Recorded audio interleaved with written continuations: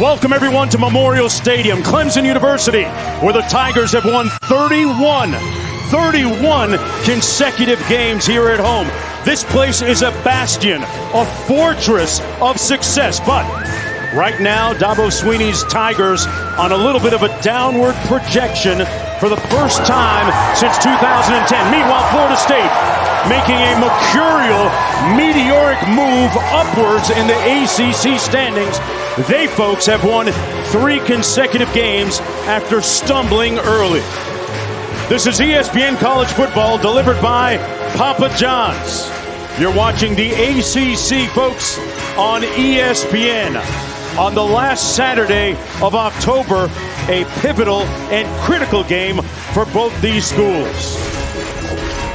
It's the 34th edition of this rivalry. As we take a look at the ACC standings, folks, a lot of intrigue going on right now, especially with Pittsburgh trailing Miami in a close game right now. Meanwhile, keep in mind that Clemson is mathematically, even though they're at 3-2, still alive to win the Atlantic Division.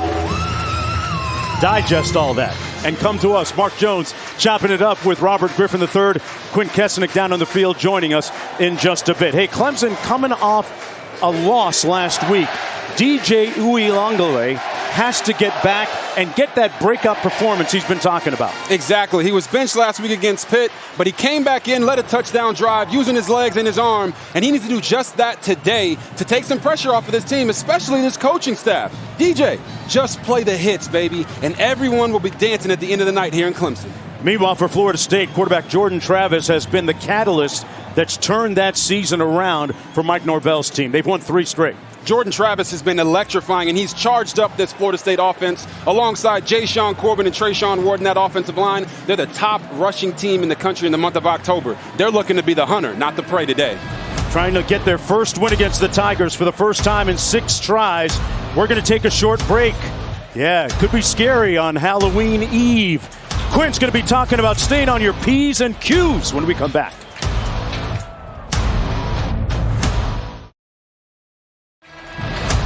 An overcast, breezy afternoon here at Clemson University's Memorial Stadium. Moments before the opening kick between Florida State and the Tigers.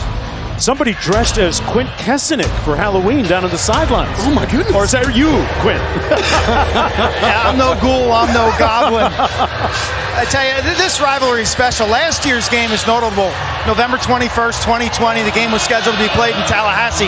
Clemson travels to the game only to have a COVID positive test on one of their offensive linemen. So the game got shut down at the 11th hour at 8:46 in the morning. Words and posturing, the medical personnel shut it down. Nobody was happy.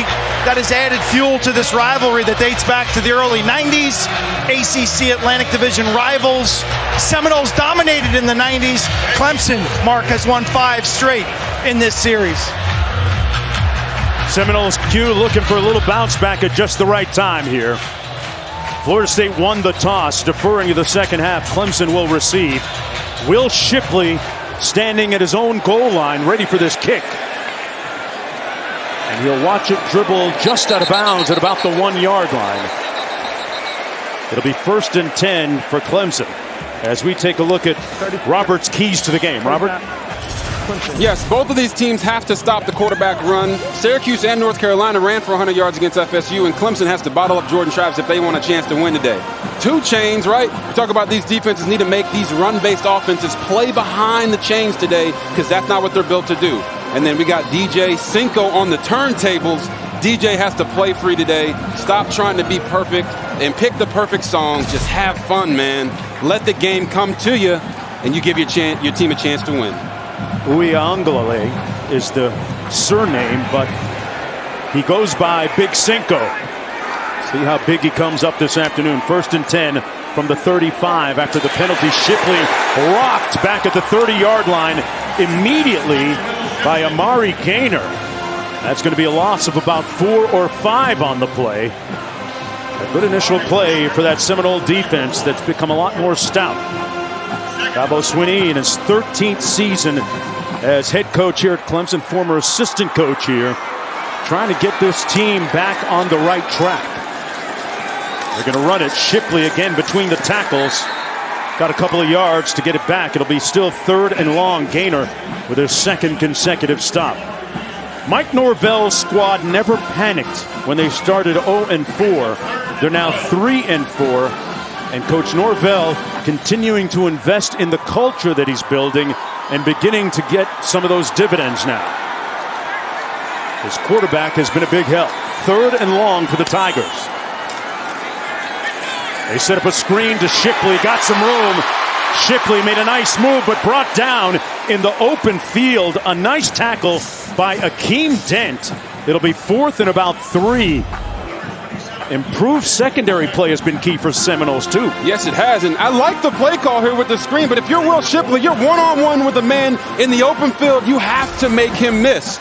But as we talked about, Florida State has seemed to find their identity, and they're playing at a much higher level than they were early in the year. And Akeem Dent right there, that's what you want out of your safety. Break down, make the tackle, stop him from getting the first down.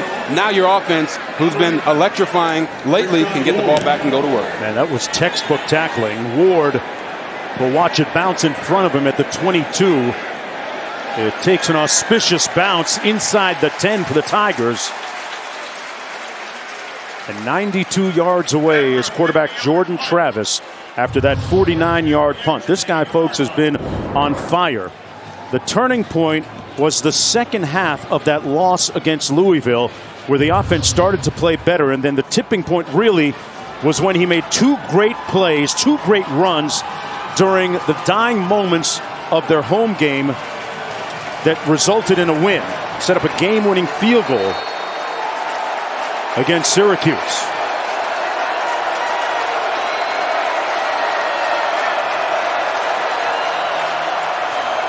Travis, a little RPO, tries to take off and tripped over the 5-yard line, and he'll lose a yard. Trenton Simpson making the tackle for Clemson. This Clemson defense has been the reason why they've been in as many games they have, right, Robert? They have. Clemson's defense has carried this team all along. And you say, well, they're 4-3. Yeah, but it's not because the defense hasn't been playing well. It's because they've been struggling on offense. Right there, you saw Jordan Travis try to take off and run. And even though you might not have seen the explosiveness there, you're going to see at some point in this game just how special he is. McDonald in motion. He's their leading receiver. The handoff and nowhere to go for Jashawn Corbin. Simpson with his 2nd consecutive tackle, and it's going to be 3rd and long for Florida State. Yeah, you see him right here. Right there at the top of the screen. He's just antsy to get in that backfield, right? He said, I don't care who you got, Jashawn, Trayshawn, Nashawn, I'm going to get him down on the ground. Those running backs have been producing a lot of yards during this winning streak. 3rd and 13 for Jordan Travis. He hands it off. There's a flag down. Nowhere to go for Corbin. We might have had an offside there, it looked like, against Clemson. Maskell. Offside. Defense number 7. 5-yard penalty. Repeat 3rd down. So the Seminoles will get another opportunity from the 10-yard line. Yeah, just great use of the snap count there by Jordan Travis to get Justin Maskell to jump off sides and get another opportunity, right? Another crack at this 3rd down here. This is not what they're normally used to, so 3rd and 8 is what Clemson's defense wants to have them in. Let's see what they can do to stay on the field. A little movement up front again by Clemson. Another flag down. Travis completes the pass to about the 14-yard line to Toafili. But we're going to have another offside against Clemson. This time it was Spector that moved. And Brett Venables has to be a little upset right now. And Dabo, offside, of course, is incensed. Number 10. 5-yard penalty. Repeat 3rd down. Yeah, you see him right here talking to Justin Maskell, getting on him about jumping off sides. He's upset, right? This isn't the Clemson way. This isn't how they go out and play football. Right. Penalties, they have to stop shooting themselves in the foot here early if they want to get the momentum. 3rd and 3. Travis looking to throw. Escapes a tackler. Lets go of it. Complete at the 30-yard line. I'm not sure it was intended for Wilson, but he made the grab nonetheless, and they moved the chains. There was a missed tackle by Tyler Davis. Look, I told you at some point in this game, you're going to see just how special Jordan Travis here. Boom, Tyler Davis, that's an NFL guy. Can't tackle me. And then what's he do? He throws it to the receiver who's praying to God on the sideline. He's on his knees. What's going on? How about that, Robert? I think it was actually intended for McDonald. He was in the neighborhood, too. 1st and 10. This time nowhere to go. He's going to be stopped up at the 20-yard line, 28-yard line. Jordan Travis, a row. Oh, yeah. Ruka said, look, man, we don't like it. We don't like this guy, Jordan Travis, running around on us. We're going to make sure we get in the backfield like we talked about the keys earlier. They got to play behind the line of scrimmage and get these guys to play behind the chains like this right here, 2nd and long. Over 200 yards in 6 of the last 7 games on the ground, mostly from Corbin and Ward. Right now, Trayshawn Ward in the ball game, subbing in for Corbin. Clemson bringing a little run blitz, and they're going to stop this up for no gain. Nowhere to go for Ward's. Stopped by Skalski. Skalski, one of the real beacons defensively for Clemson. 6-year senior, decided to return after being slowed by a groin injury last year that required subsequent surgery. We saw him a few games ago get shaken up. Seemed what looked like a stinger, but good to see him back. Yeah, it was the same game that Brian Brzee got hurt. Right. And Skalski's a cog for them, but right now they're taking him off the field. Venables is drawing up some mad stuff. 3rd and 12. The pass is complete. What a grab. Again, it's Wilson coming up with a clutch clutch. Got his foot down just in bounds. Oh, my. They said Jordan Travis couldn't throw, but this looks like a really good throw to me. Ontario Wilson, a.k.a. Pokey. Nice grab, but I don't know if he got his foot down. Let's see. Oh, it looked like he was trying to get his foot down, and it hit the foot of Jalen Phillips there before he could get down. It's not going to be a catch, guys. Yeah, initially ruled a catch, but they're going to look at this. With 9 minutes, 11 seconds to go in the first quarter on Seminoles' opening drive. Back after this.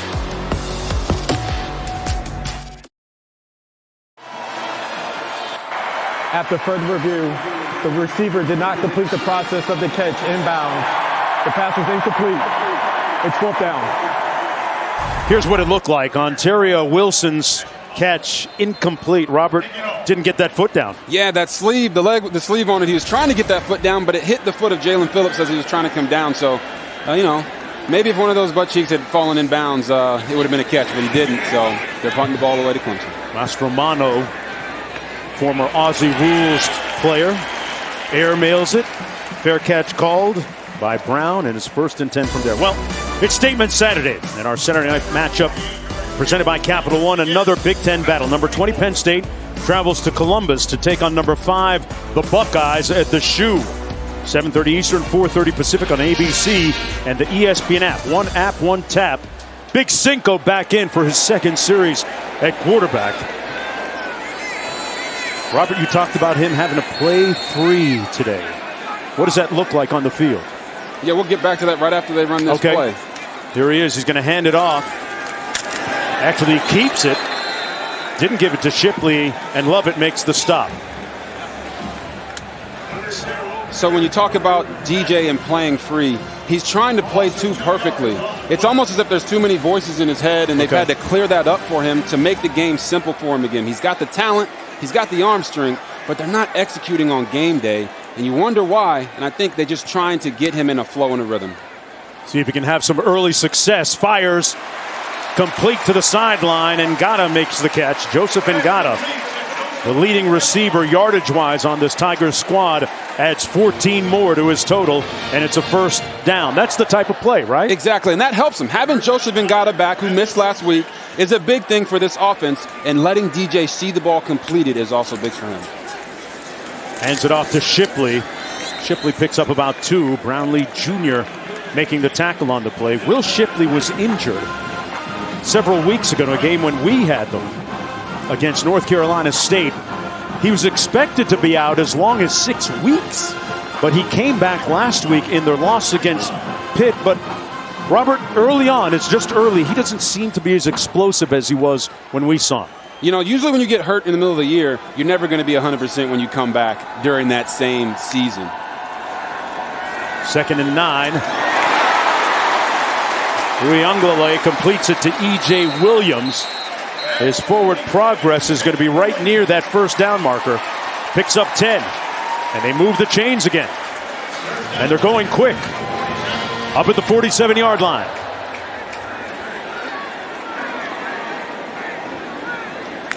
Trips right. Hands it off to Shipley in between the tackles. Picked up a tough 3 yards. Kalen DeLoach making the tackle.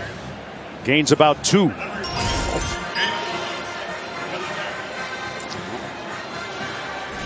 Well, they're down Kobe Pace at the tailback position today. So Shipley and Phil Maffa will see most of the carries. 2nd down and 8. Maffa in the ball game. Little RPO. Receiver screen complete to Justin Ross. Still on his feet all the way down to the 32. Comes up stomping as they move the sticks again.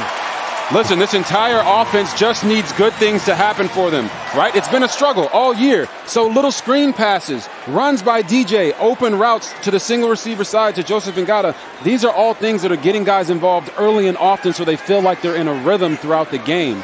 That has been big for them today so far. 18-yard gain. Uyunglele under duress and wisely throws it out of bounds beyond the line of scrimmage outside the pocket. No flag, no grounding. Jackson and Keir Thomas with pressure there. There's a look at Thomas, number 4, who holds that Seminole defense to a high standard. One of the louder voices and leaders on that side of the ball. Oh, yes, he is, without a doubt. Keir Thomas, Jermaine Johnson, who's a top 10 pick in the NFL draft, the way that he's playing with 6.5 sacks. These guys are formidable, man. This is not an easy front that Clemson is facing today. DJ was 5 for 5. He hands it off to Maffa. Picks up about 3 on the play. McClendon pushing him out of bounds. So, yeah, you're talking about this play right here with DJ when they run the RPO with the screen involved, right? They know right here this is the guy that they want to get, and they want to get him the ball in space so he can make a play. If you make one guy miss, that's a big play, and these big plays have been few and far between all year for this Clemson offense. So you love to see them getting the ball in their playmakers' hands and making plays early in the game. Williams in motion. DJ fires at it, tipped at the line of scrimmage. It's incomplete, and it sets up a 4th down now in what was a very impressive drive for the Tigers. Up to that point, they're on the fringes of field goal range here. Let's see what they decide. They're going to go for it. Oh, yeah. About you know, we've talked with Dabo during the week, and he said his team just needs to be opportunistic. Right? And you see that right there. They put a good drive together, and then, boom, it just falls out from underneath them. From 47 yards out, B.T. Potter drills it. And Clemson strikes first with 5:32 to go in the first quarter. Uyunglele with a measure of success on that previous drive. Back after this. B.T. Potter would have made that from Gryffindor. ESPN College Football is delivered by Papa John's. It's Bacon Mania at Papa John's with the new Triple Bacon Pizza. Order today. And in part by Liberty Mutual Insurance. Only paid for what you need. It's the Bible of Cadet B.H. Lawrence, class of 1903. Football player coached by John Heisman. Now, in his Bible, he diagrams plays, but also wrote out Heisman's advice. A listing of do's and don'ts. Okay. I thought there was only Heisman one Bible. coach here, yeah. I thought there was only one Bible. It's a pretty cool story, though. Hey, man. Saying your prayers at night and open that thing up and get reminded, I guess. I guess it gives new meaning to football's religion down here, yes, huh? Yeah. You know? It is church. 1st and 10 for quarterback Jordan Travis. 5:32 to go. We're going to take a Short little break and come right back on the other side. Just underway here in the first quarter.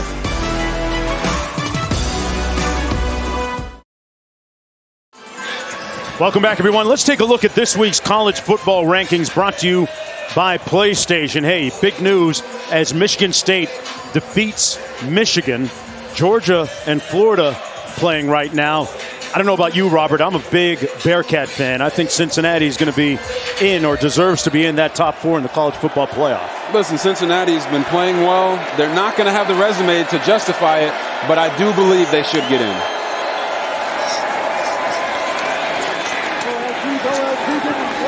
Jordan Travis hands it off to Philly. Picks up about 7 yards on the play. Dabo Swinney looking to press that right emotional button.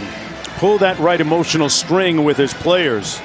It's been a frustrating last several weeks for the perennial ACC champs. And he has a unique way of loving on his players here. And it's worked over the years. The pass complete to Williamson, who picks up the first down for the Seminoles. Can't say enough about the play of Jordan Travis in this resurgence of the Seminoles over the last 3 games. Picks up 15 on that play. Yes, Jordan Travis had 5 touchdowns against North Carolina in what was deemed by many to be an upset. No one expected him to win that game, but he was the catalyst of that, and this offensive line has been playing at a high level in this 3-game winning streak that they're on. First and 10 from the 46. Hands it off to Corbin, and Corbin picks up about 3 on the play. Saw those prolific rushing numbers over the winning streak for the Seminoles between Corbin and Ward. Sets up a 2nd and 8. We talk about their rushing. Also, Jordan Travis became the first quarterback in FSU history with back-to-back 100-yard games earlier in the year. So they know what their bread and butter is, but they're going to have to throw it a little bit today. Fake the reverse. Boy, that one never really seemed to happen for the Seminoles, Robert. Well covered on different levels. Setting up a 3rd down and 8. Here's what Jordan Travis had to say. I think we're getting used to winning now and know how it feels. We know how it feels to lose. We don't think we want to feel like that anymore, Quinn. You watch this team play against Wake Forest when we did earlier in the season. They're a new team today. Travis from West Palm Beach, Florida, went to Louisville. He was unhappy. He transferred. All he wanted was a chance. And now that he's gotten a chance, his confidence is brimming. This is a young man. He likes to get hit. He can make you miss in the phone booth, but he's a long strider in space. Look at his eyes and confidence. Hands it off just in time to Corbin. Busting loose. Corbin in the secondary. And slips and falls at the 27-yard line. Corbin made Skalski miss on a tackle, which added yardage to that run, Robert. Oh, yeah, Jayshon Corbin. You see the blitz right here by number 12, Venables. And the best play for the blitz sometimes is the zone read game with the running back and the quarterback. As soon as you break the line of scrimmage, there's nobody else there. And that's exactly what you saw with Jayshon Corbin. Great run, great play call, timely against that blitz. This time he keeps it. Travis on the move, brought down Collard at the 20-yard line. But a nice gain by Travis. Maskell making the stop on the play as we approach 3 minutes to go here in the opening quarter. When you talk about this rushing attack, right? They're averaging 6.91 yards per rush in the month of October. That's a lot of real estate. That's a lot of real estate. That is why they have had this resurgence. This is why they're on fire right now, and they're feeling that. Uncle Mo on their side.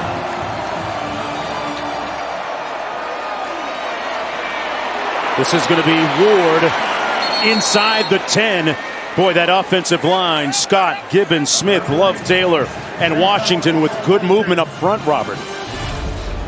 Found a crease to gain 11. Oh, yeah, you see it right here. He's going to come across the formation, make this block for Trayshawn Ward with the kick out. Boom! All he has to do is occupy Skalski for a second. Ward still in the backfield. Great sidestep. Slammed on the brakes and took some ankles. And we might have another Clemson offside penalty. Trey Williams. Offside. Oh, yeah. Defense number 8. 5-yard penalty. Repeat first down. Boy, the Tigers with some pejorative, deleterious penalties early in the first quarter. 3 already. Yeah. I can tell you what, Coach Brent Venables is not coaching them to do that stuff. They're shooting themselves in the foot too often right now, jumping off sides, committing penalties, and it's allowing Florida State to move down the field with a little bit more ease. Maybe they're getting a little tired. You never know. Maybe they need to rotate some of those guys on the inside. Ward in the backfield on 1st and goal. Looking for a crease. The side's on the right side, and KJ Henry, first one to get there, stops that movement for a gain of about 2. Treshaun Ward, an interesting story for the Seminoles. A former walk-on who just this past spring earned a scholarship and has really lit it up this season. In fact, he became folklore last year as he led the scout team to a lot of wins against the first and second stringers. He was what I like to call first-team All-American All-Scout team. Oh, yeah. Got put on Scully. And that's why he got put on Scully. But you see him here. They got him spread out. Be aware for that quarterback draw if the box is light enough. They go empty. That's exactly what it is, partner. But he got stopped at the 2-yard line. Jordan Travis gained a few before Trenton Simpson stepped in and makes another tackle. He's got 3 already today. You know, the most impressive thing about Florida State right now is that they've had 16 straight scores in the red zone. Right there, I didn't like the box count for Jordan Travis to take that quarterback draw, and he actually had Ontario Wilson wide open in the middle of the field, uncovered. They forgot to cover him because that's how much focus they're putting on stopping Jordan Travis in that running game. I don't know if that was the call, if he had an opportunity to make the throw, but if he did, he needed to hit that. Here we go. Let's see what they do right here. Corbin in the backfield, 3rd and goal. Keeps it, and the whistle blown before the play. Prior to the snap. Charge timeout. Clemson. Tigers take a timeout with 23 seconds to go in the period. Let's go back to the studio. It will be 30 seconds. All right, Jones, you mentioned Michigan State hanging on. Your Rocket Mortgage studio update. Here's how it happened. Cade McNamara in Michigan taking the ball down. Minute 8 left. Pass is tipped and picked off by Charles Brantley, and Michigan State undefeated 37-33 over Michigan.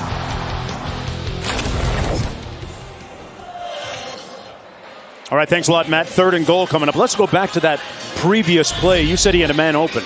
Yes, you'll see it right here. They've got this box count with the guys, 1, 2, 3, 4, 5, 6, and I'm like, that's not a great look for the quarterback draw. But right here, you see them. They blitz off the edge. Oh, wow. And here, look, all he's got to do is see that man right there. They call him Pokey, and he's wide open. Typically on these types of plays, you have the option to run it or throw it. Right. It's not just an RPO when you can hand it off to the running back. It's also for the quarterback. And when he sees that, he can make that play. Jordan Travis right there was so focused on making that run, he missed Pokey wide open in the end zone. See if he gets another opportunity here on 3rd and goal. Toafili in the backfield. They empty out now the formation. Travis rolls right, flag down on the play. Into the end zone, incomplete. I think they called the play dead. Well, so loud in here you couldn't hear the whistle. Clemson players pointing the other way at Florida State, of course. Seminoles pointing at Tiger players, of course. Outside in the neutral zone, causing the offense to react. Defense, number 55. Penalty is half the distance to the goal. Repeat 3rd down. That's against Page. Now that's 4 penalties against Clemson's defense. It's this guy right here. He's just a little early. Peyton Page. Man, that's a phenomenal job by Florida State. They've gotten at least 3 or 4 of those already in this game, getting them to jump off sides and get free plays. You got to love it. 3rd and goal again. Corbin back in the backfield. They empty out the formation again. Travis pitches it quick. Touchdown Seminoles. Corbin with the score. Man, I love the design of this play right here. What is Clemson doing? They've got 3 guys out there, and Clemson only had 2 defenders to defend it. Bad numbers. That's bad numbers, man. Look, I'll show you right here. This is 2 defenders from Clemson, right? And 3 Florida State Seminoles. I don't know who's not throwing that one. A lot of times when they have these motions, what we say is if nobody goes, I throws. Okay. So we motion them out of the backfield. If nobody goes out there. Extra point blocked. Oh, wow. Clemson holds them, and it's just 6-3. Fitzgerald's extra point blocked by by Miles Murphy. It was that got a hand on it, but an impressive 10-play touchdown drive for the Seminoles. Man. Clemson's resulting in just a field goal. Hey, what was that little rhyme you said? What was it? If nobody goes, I throws. Okay. So did you write that? No, I can't. I did not write that. Listen, we talk about it in offensive meeting rooms. Right. When we motion these guys out and we're trying to get a number count, if only 2 guys go out and we had 3 out there, make the throw. There's only so much space to get to the end zone, and right there, for whatever reason, Clemson's defense didn't communicate enough to get 3 guys to go out and make that play. Nobody goes, I throws. Okay. You like that I one? love that. Hey, man. You hit me with some poetry out here. You know, a little Langston Hughes on you. 19 seconds to go in the first quarter.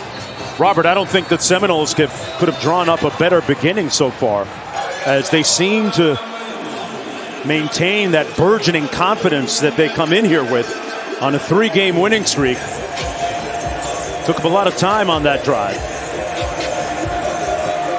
Shipley back on his goal line. It'll come out 1st and 10 from the 25. Back to Matt Berry. All right, guys, the story with Texas Tech. They fired their head coach, Matt Wells. They get Oklahoma on the road. Here, Caleb Williams.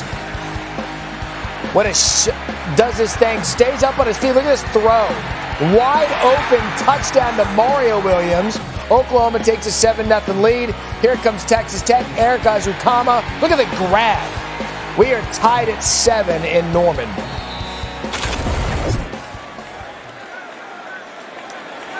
All right, thanks a lot, Matt. 1st and 10 back here for Clemson. Uyunglele out of the shotgun. Into a tight window. Wow, an impressive completion to Joseph Ngata.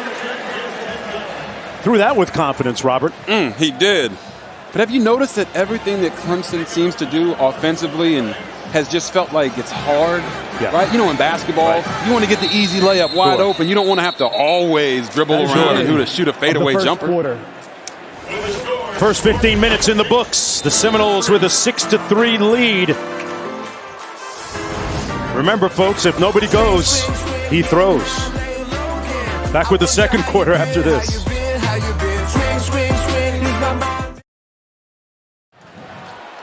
Welcome back, everyone, to Memorial Stadium, Clemson University. Florida State with the lead on the eve of Halloween. I'm going to grab myself a Heisman Trophy at the costume store and go as Robert Griffin III trick-or-treating. That's my deal. Will Shipley on the carry picks up 6 yards. If you could go as one person for Halloween, Robert, who would you go as? If I could go as one person for besides Halloween. Me, the obvious one. Besides me. Besides Mike Jones. Who? Oh, man. I'd have to go as my wife. 100%. Oh, wow. You know? Hey, that's some points, man. You know? That's points. You got me on that one. I appreciate that, man. Downfield, intended for Justin Ross, incomplete. It'll be 2nd down and 10. You know, this Clemson team has endured a litany of infirmities, injuries that have really crippled them, especially on the defensive side of the football. And Coach Swinney's had to deal with that amongst other things, losing key players at key spots for short times and for the season. That 4-3 record is the result of all that. Shipley, one of the bright spots, picking up the first down on the 10-yard gallop. And he comes limping off the field a little bit, Quint. Yeah, Shipley, one of many guys who has missed time for Clemson this year. In 7 games, they've started 43 different players this season. You go back to a national title year in 2018, they started 32 across the entire season. So it's been lack of continuity, especially on this offensive line. Matt Bockhorst hurt last week. They've got a new front 5 this week, as you see the sweep to the right. And it's been hard to practice. It's been hard to find continuity and confidence, Mark. Yeah, Brockhorst, one of their leaders, their voice on the offensive line. And, you know, everybody points the spotlight on the quarterback, Robert. As you well know, that's just the way it is in football, but it's been a compilation of things that have just missed and misfired that have led to this offense that is only averaging 20 points a game this year. As you said, quarterbacks get all the blame and they get all the praise. But a lot of the criticism has come back on Tony Elliott, the offensive coordinator, and people have to realize he's been dealing with different personnel groups every single week. DJ back to pass. Great catch by Shipley and spin move. A little midfield sauce and spin. He got away from DJ Lundy to pick up the first down. Look at Will Shipley, right? DJ Uyunglele makes a throw, spin cycle. Here we go. Get vertical, baby. Oh, man. This game's so fun. Right. You'd love to see these guys go out here and making plays. First down and 10. Little counter. Shipley still on his feet. Picks up about 6 down to the 31. This drive has been a steady diet of Will Shipley from the North Carolina area. Actually, on social media last year, none other than Christian McCaffrey saw his great play coming out of Weddington, North Carolina, and gave him a shout out on Instagram.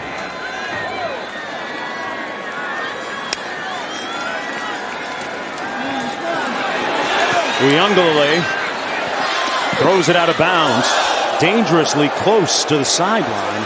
Keir Thomas was in hot pursuit of DJ, and we're going to have a 3rd down and 5.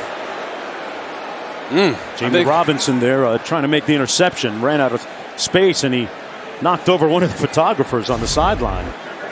Got to keep your head on a swivel, Robert. Hey, man, got to keep your head on a swivel, brother. Oh, golly, he hit him. Oh, into another one. It's a domino effect out there. Woo! Always keep your eye on the football. 3rd down and 5. DJ incomplete for Shipley at the 25, and it'll be 4th down and 4. Now, what do they do here? They're going to send in the field goal unit. B.T. Potter made one earlier. Man, that was a really good route by Will Shipley out of the backfield. Little Texas route. Right. Comes outside, boom, 6 foot in the ground, across the face of the linebacker. And that right there was a situation where, look, maybe Shipley could have helped the brother out, make the catch. Right. But at the same time, DJ needed to make the appropriate throw in that situation. Guy's wide open. Yeah. Give him an easy catchable ball. He's a running back. Potter going to try and nail this one from 49 yards out. Made one earlier from 47. And he shanks this one off to the left. Missing it badly. At 12-12 to go in the second quarter. Yeah, that is the anguished look, which is all too familiar right now here at Clemson. Man, they're still not firing on all cylinders. You look DJ here, he tries to do a stiff arm, misses, and I'm pretty sure he wants that one back. Leading by only a field goal, 12-12 to go in the first half. Mark Jones chopping it up with Robert Griffin III. Quint Kessenich down on the field. The Seminoles with the football. And the handoff to Corbin. Jashawn Corbin picks up about 3, close to 4. Well, tomorrow, on a special Halloween edition of Sunday NFL Countdown, the stories behind the NFL's most unusual superstitions. Plus, one-on-one with Patrick Mahomes as the Chiefs look to get back on track. Kick off your Sunday morning with Countdown at 10 a.m. Eastern Time on ESPN. The Chiefs struggling. Weird. Yes, they are struggling on offense and defense. See if they can get it turned around, right? Kind of like Clemson. On 2nd and 6. Handed off again to Jashawn Corbin. Kept those legs moving. What was your strangest superstition? Oh, man. Listen, I had to listen to Michael Jackson's Thriller before every game. Wow. Okay? Because when you step out on that field, it's Thriller time. Okay. Okay? I see the connection. Especially if it was a night game, because you know they say the freaks come out at night. Okay. So, okay. You know what I mean? Okay. I'm not superstitious, but I'm a little stitious. Just a little. I like that.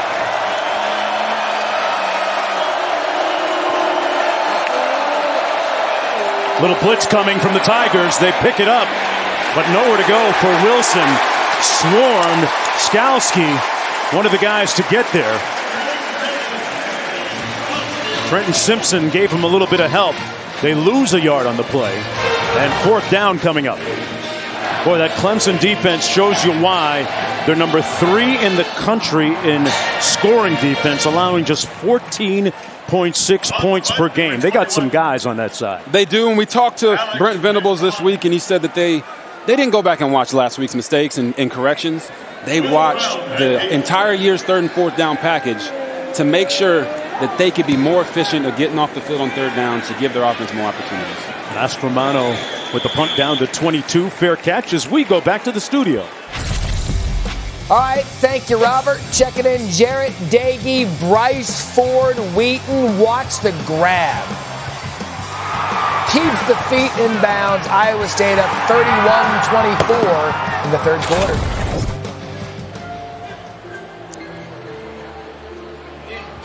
All right, thanks a lot, Matt. As DJ comes back onto the field, you talked about listening to Thriller. DJ telling us several weeks ago he listens to a little West Coast music, a little Nipsey Hussle. Last time that I checked. R.I.P. Maffa in the backfield.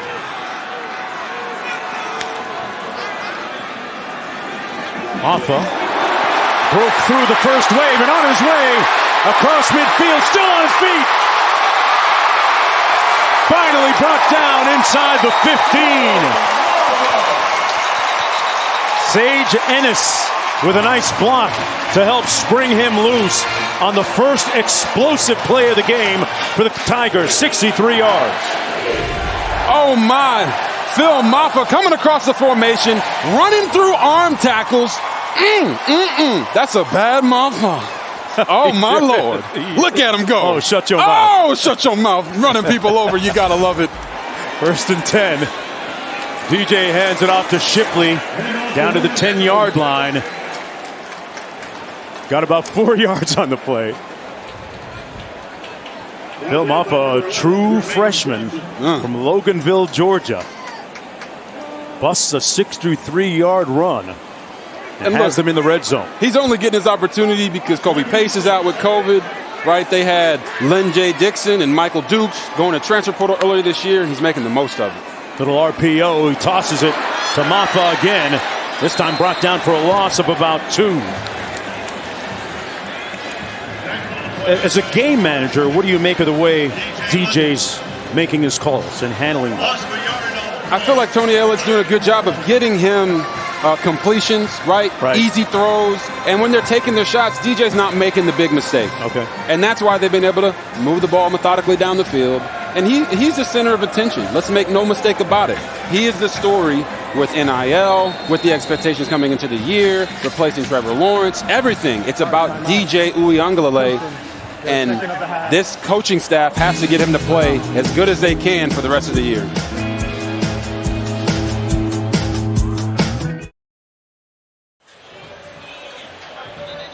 Welcome back, everyone, to Memorial Stadium. Clemson University right now trailing 6-3. Well, Week 8 Monday Night Football, big game. Both teams, Giants, look to make it 2 wins in a row, while Patrick Mahomes and the Chiefs in a virtual must-win situation. A game under 500, 8 Eastern on ESPN Deportes and the ESPN app. Our coverage begins with Monday Night Countdown at 6 Eastern, 3 Pacific. 3rd and 7. DJ into the end zone on the fade. Caught. Touchdown. Davis Allen.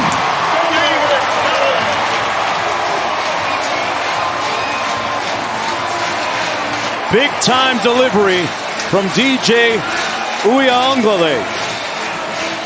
Like we said at the beginning of the broadcast, DJ Cinco just play the hits, baby. Right there. Phenomenal throw. Getting the ball to Davis Allen, high pointing it. Oh, man. Right there going up against Travis J. Gets his feet in. You got to love it, man. Big time catch. Wow. Big time catch, big time throw. Davis Allen with his first touchdown reception of the season, the 5th of his career, and maybe that will catalyze a little bit more confidence for the sophomore. From Cali to Clemson, it's all good vibes and smooth music right now for that DJ. More after this.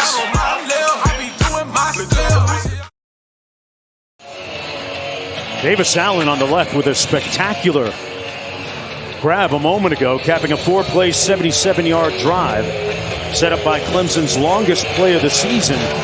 That 63-yard scamper from Maffa. It'll be 1st and 10 for the Seminoles. Let's go back to the studio. All right, guys, the ACC took a hit today when Pitt went down to Miami. Now Sam Hartman, Wake Forest, undefeated. He can do this as well. Taking on Duke, 26-yard touchdown. It is all Demon Deeks early, 14-0. I'm disappointed in you, Robert. No love for Hartman. Look, man, Sam Hartman has led Wake Forest to undefeated, and right there, he said, listen to me, man. I'm running for this bad boy. None other than Chris Paul told me Wake Forest is a football school. They have been this year. That's what he told me sure. just a few days ago. 1st and 10 for the Seminoles from the 25. Toafili in motion. Got a man down the sidelines. It's him, Toafili, and he is off. One man to beat, cuts it back, and brought down to the 20-yard line by Sheridan Jones. They're going to say touchdown. He landed on somebody. Toafili with the magic act, and they're calling it a touchdown. 75 yards. Oh, my goodness. What a roll. Lawrence Toafili is feeling good, baby. Everybody here is shocked. Me included. Oh, wow. He must have landed on the Clemson tackler, Sheridan Jones, and rolled right into stride. Let's take one more look. Watch it right here. He goes down on top of the guy. Oh, my. Lands on his feet like a ballerina and keeps going. What a play. That is some twinkle Toafili. That's some twinkle Toafili. Oh, my Lord. 30 years of college football, I've never quite seen a play like this one. He's over there tiptoeing in his Jordans down the sideline. Look at that. Close. Unbelievable.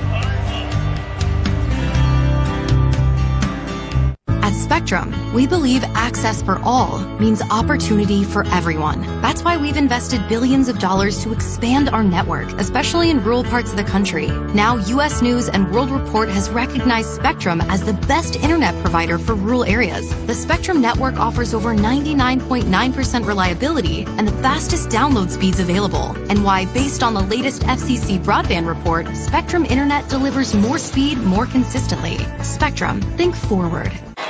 Florida State had it ruled a touchdown after being reviewed by the video officials.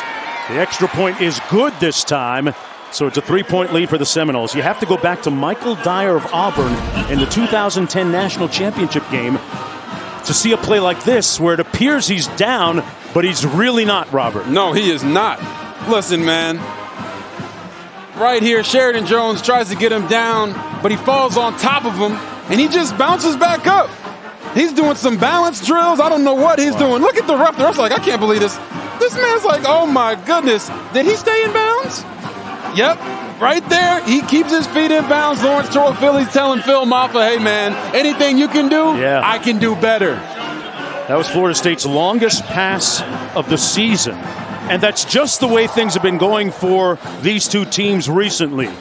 You see the reaction from Coach Swinney, and on the other side, boy, Mike Norvell has his team rolling right now, and the beneficiary of a little bit of good fortune there as they take the lead 13-10, 8:14 to go in the first half. Shipley from the 2. And he's brought down inside the 20 at about the 18-yard line.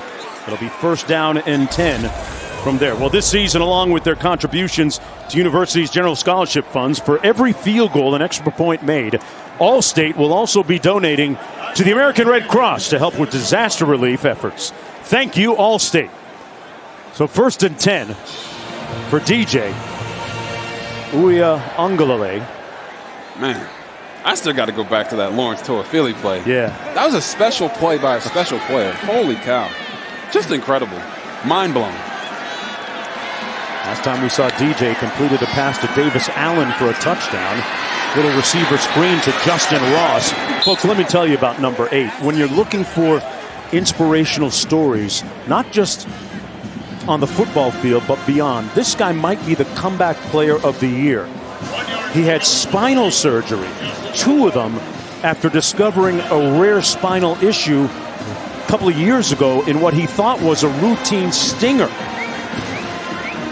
He missed last year and is back this season. On the counter, it's Shipley, stopped at the 25. And just to put in perspective the type of medical assistance and help and complications he got from it, Ryan Shazier's surgeon got involved with the surgery and the advice to help him out to get back on the football field, and it culminates with him getting back on and playing, Robert. It really is a miracle. You know, sometimes they say, if you know, you know. But also, if you don't know, you don't know. And if he would never got that checkup, he wouldn't have been able to get that fixed, and it could have been life-threatening for him. Had a congenital fusion, which is a little bit more complicated than it sounds. 3rd and 2. DJ going to keep it himself and picks up the first down. Picks up 4 on the play.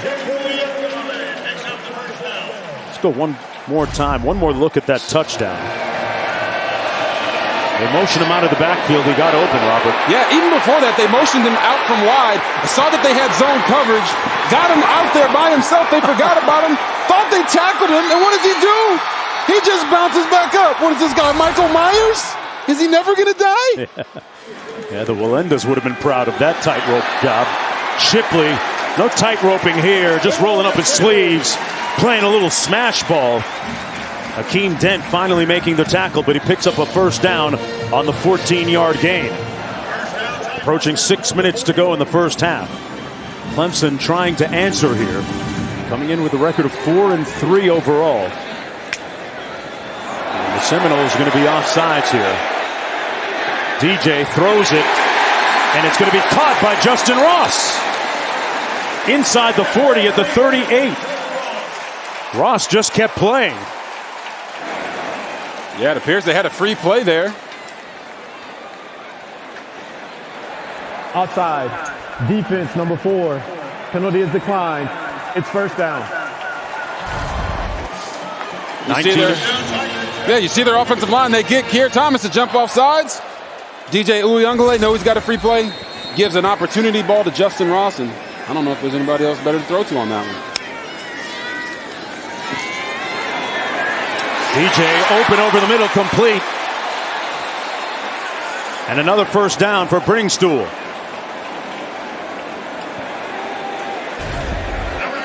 Look at this. DJ Uyunglele making the throw to Jake Brenningstool. He's wide open in the middle of the field. I'm not going to complain about the completion. Okay. But listen, you can make an easier throw there and let that man keep running down the field. I get it. He'll take the completion, as you said, first. An 11-yard gain. DJ keeps it himself. Spins off one would-be tackler. Brought down for a 2-yard gain. Hakeem Dent there to make the tackle. Make it a single yard on the pickup. 5:05 to play. What do you make of the work of the Seminoles defense so far? Yeah, I think right now they're playing a little bit of a bend, don't break. Okay. Right, we've seen Amari Gaynor make a bunch of plays earlier in this game, and they've really done a nice job of bottling up Clemson's offense as they move down the field. But this is the best thing for Clemson right now. Stay on the field, keep your defense on the sideline, and go get points. That's what they need right now.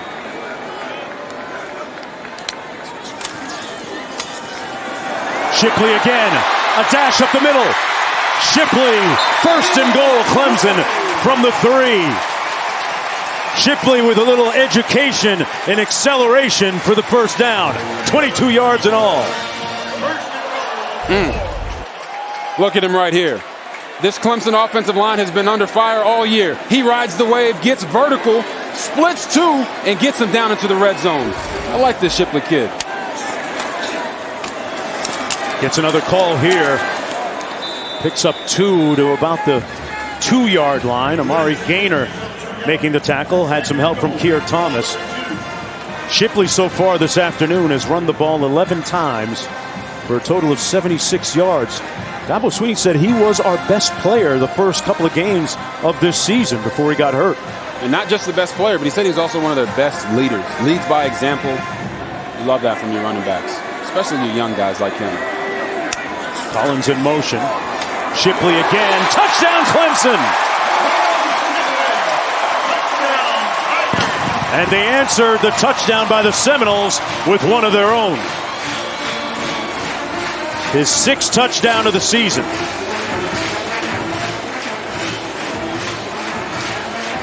Man, this is going to be a war of attrition today out there on the field. These guys are running the ball left and right. These defensive linemen on both sides, both teams are getting a little gassed. Woo! We're going to be in for a doozy here. They're putting up more points than anybody really expected. That's the surprise. Shipley back in a good way. He was disappointed with himself for dropping a big pass in the second quarter in that loss against Pitt last week, but atonement is his this afternoon. Yes, it is. And they've been riding him all day, trying to get him the ball out in space, handing the ball off to him, letting him know that he can put his shoulder down and go get plays. He's making catches right there. A little bit behind him, he makes that play. And then here he is getting vertical, showing off that speed. You know, he might just be getting back into the flow of it all after being out for all those games. And right there, holding on to the ball as he gets into the end zone. Get that man some oxygen. They've been riding him like a horse. 10 plays, 83 yards on the drive. You know, Shipley is a guy who loves his sartorial splendor. In fact, he wears around special kicks. He's got these Air Monarchs. Oh, don't talk. Come on, man. These Nike Air Monarchs that he likes to wear around. The kind of shoes that your dad might wear. All right? I'll just come correct on that. He gets teased often by his teammates.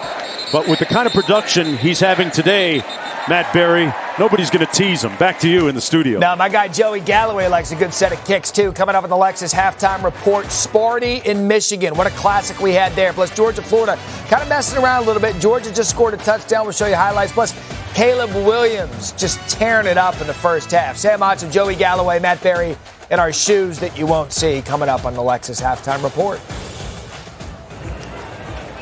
Yeah, Joey Galloway ain't wearing any Air Monarchs. And I ain't wearing no Air Monarchs. You ain't wearing no Air Monarchs. But, hey, he's getting rightfully picked on for them shoes.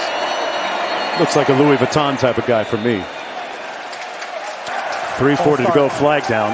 Offense, number 7, 5-yard penalty. It's still first down. Still first down after the penalty. Joey Galloway, I think, is a Balenciaga type of guy. Oh, you think so? Yeah. Yeah, definitely. That's Florida State's first penalty. Important to point out, Robert, they've had 5 or fewer in the last several games, which coincides with their winning streak of 3 games. 1st and 15 from the 20. Little RPO. Travis kept it. I'm not sure that either option was a good one that time. Yeah, neither option there was a good one. But to get back to your penalty thing, right? We talk about their identity and how they've found their culture has kind of risen to the top during this 3-game winning streak. They used to average 9 penalties a game in the first 3 games, and now they're averaging 3.75 in the last 4. That's culture changing. That's talking about discipline. And honestly, they put up more points than most teams have against this defense. So they've been playing at a really high level today. 2nd and 15. Travis hands it off again. A lot of shakes from Treshaun Ward. Picks up 3 on the play. And now for today's Aflac trivia question. Who holds the FBS record for most consecutive home wins? Robert, you're almost perfect on the season. I don't need to gas you up, but you're almost perfect. 31 in a row for the Tigers, by the way. Right. Who holds the FBS record for most consecutive home wins? Wow. I know they have the current record. Okay. I don't know who has the record of that, but I'll take a guess. I'm from Dade County. I'm going to guess the Miami Hurricanes. They had a nice streak going. Okay. I think it was 50-something at one point. Just a wild guess. 3rd and 12. This is going to be Corbin. And he's tackled short of the first down. With 2:13 to go. Picked up 4 on the play. Skalski again in on another tackle. Good to see Skalski back. He's one of the leaders of that defense for Clemson. Remember earlier this season against Georgia Tech, it was him that made the touchdown-saving tackle in a low-scoring game in the shadows of their own goal line. There's a look at him. Oh, yeah. He's a football player. That's what he is. We call him Mr. 10 rings, right? Because he's won a lot, and he's got 10 rings to represent it. He might not be the heart and soul of the defense, but he's definitely the brain. And he gets all those guys lined up and ready to roll. No doubt. On 4th down, the punt from Mastromanno. This is going to be Will Brown with a nice return. Gets out to midfield. Good starting field position with 1:29 to go in the half. Now for the answer to today's Aflac trivia question.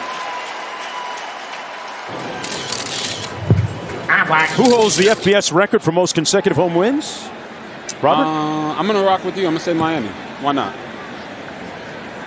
Dade County represent. Oh, look at that. Hey, the first time I get a chance to take a bow all season. Listen, you got to respect your elders, right? My man said Miami. I said, you know what? I'm going to rock with him. Why you got to call me an elder, though? Hey, no, you're not. Why you got to call me an elder? You're just older than me. You're just older than me, you know? 1:29 to go. Uyunglele, who received his first D1 offer in the 6th grade. He set up a screen, but nowhere to go on the catch by Maffa. Well read by the Seminoles defensively. What do you mean by respect your elders, man? I mean, I'm trying to keep it good, and you had to go there with the old stuff. Listen, I mean, my feelings aren't really hurt. Look, I'm just pretending, but no they one could would be. ever be able to tell just how old Mark Jones is. Uyunglele couldn't find his receiver, Maffa. It'll be 3rd and long in a blink.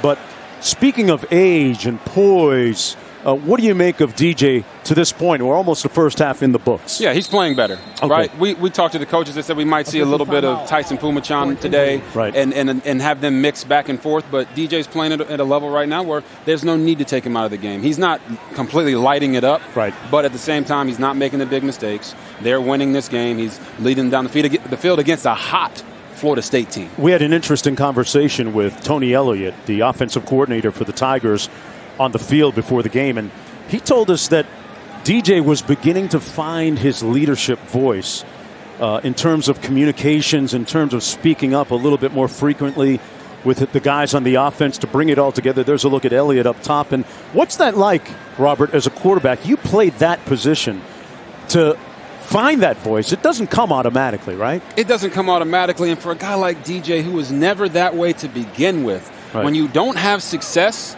throughout the year, it feels harder for you to speak up and say those things as a player. So for DJ, you like to see the success that he's having today. You like to see the success that maybe can carry on throughout the rest of the year. But I think the most important part for him has been his response to the adversity. That's Mason Trotter, who's down on the field for the Clemson Tigers, being assisted by the athletic training staff. As for Tony Elliott, back to him, you know, one of his mentors is the first ever black head coach at Mississippi State, Sylvester Croom.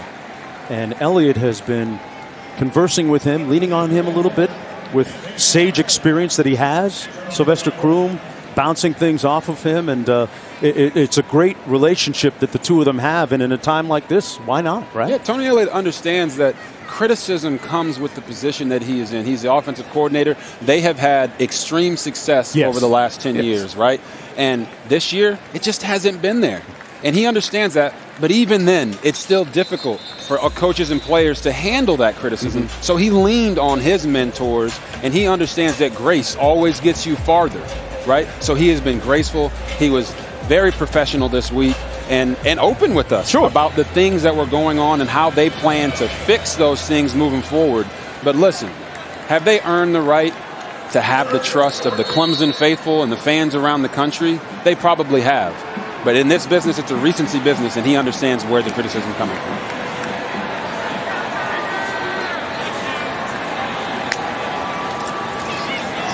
They run the draw, nowhere to go for Maffa. Malcolm Ray right there for the Seminoles. That defense at times for Florida State has been impervious. I can't get off the field. I can't say enough good things about him. Listen, this is not the defense we saw earlier this year. Oh, no. It definitely is not the defense that we saw earlier this year. And this defensive line is doing exactly what I said earlier in the broadcast for the Keys. They are making Clemson's offense play behind the chains. This defensive line is penetrating, and it seems like they're almost sniffing out the plays before they're happening.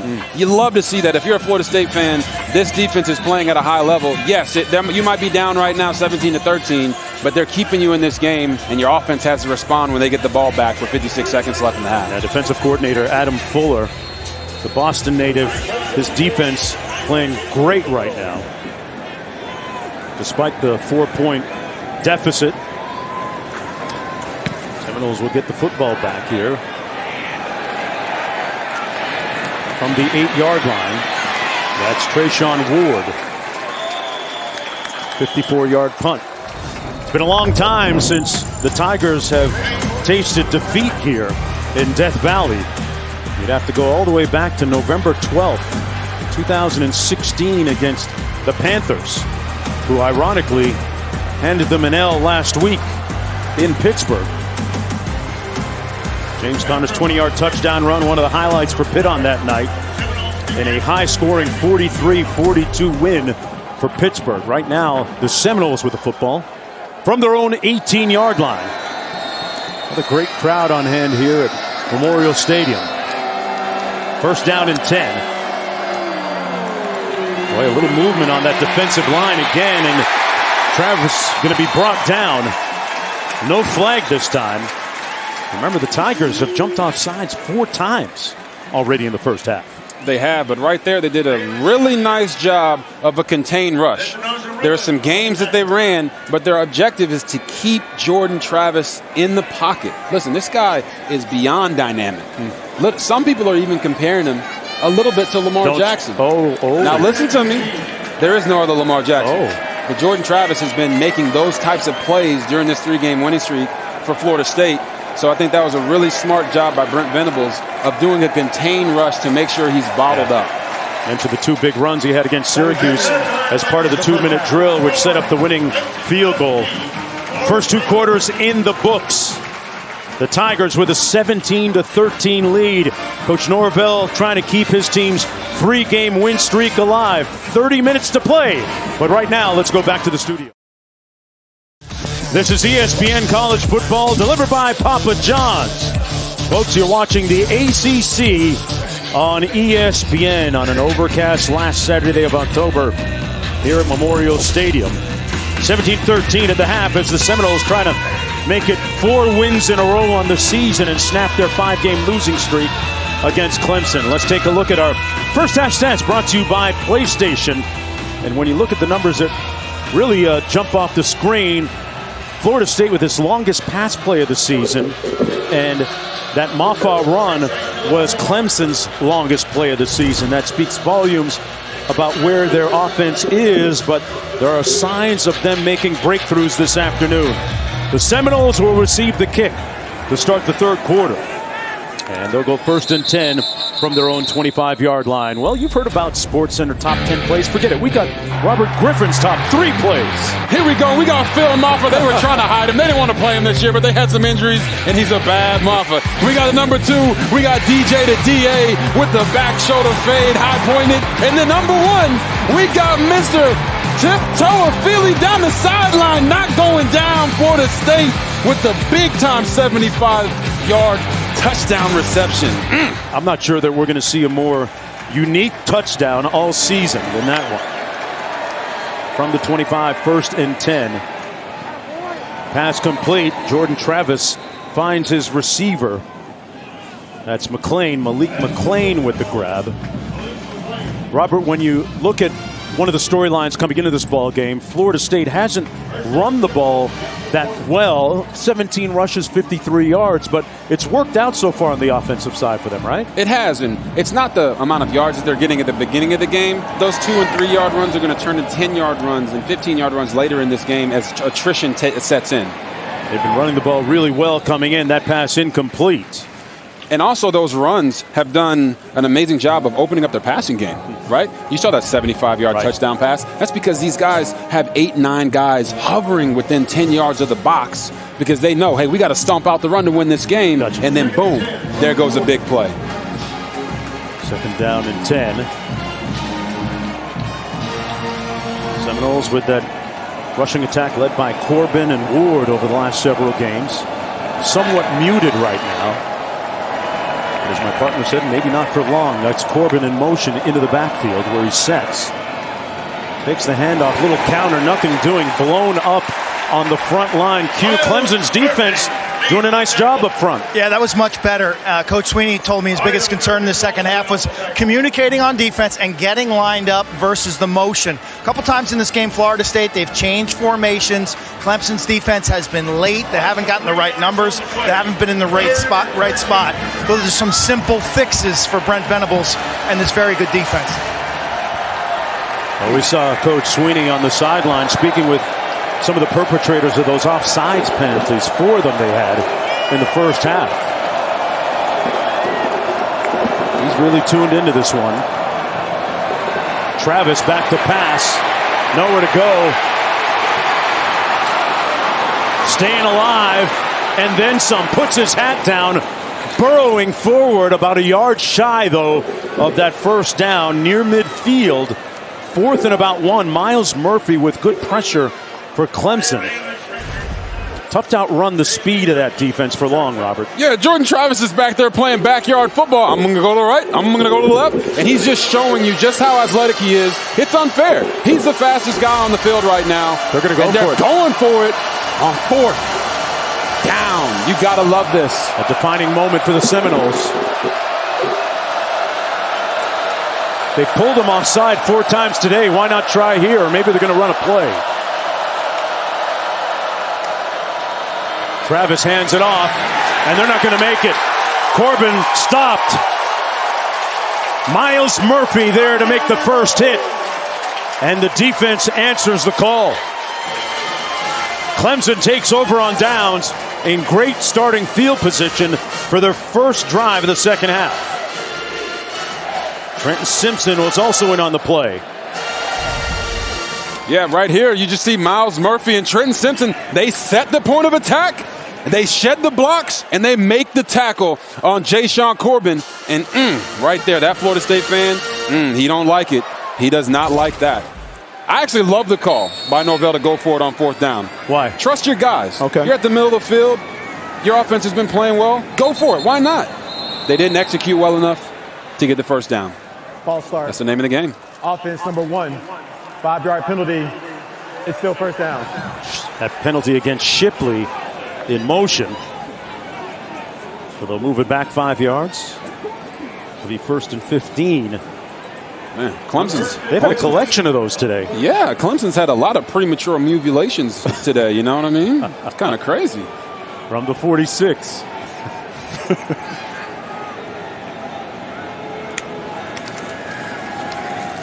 DJ pulls it out, fires a dart on the post. Little skinny post, and Ngata with the catch.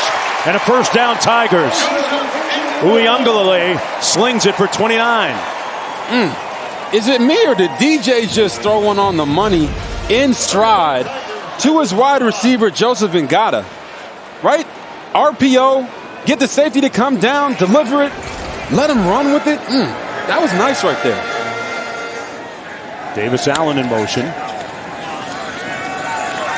DJ hands it off to Shipley, and Shipley's tripped up, falls forward to about the 24 by Kalen DeLoach, a gain of 1 on the play. If Florida State's defense could just eliminate some of these big chunk plays that they're giving up to Clemson's offense, they're actually playing really well. Right. Like I said, the defensive line is creating havoc at the line of scrimmage.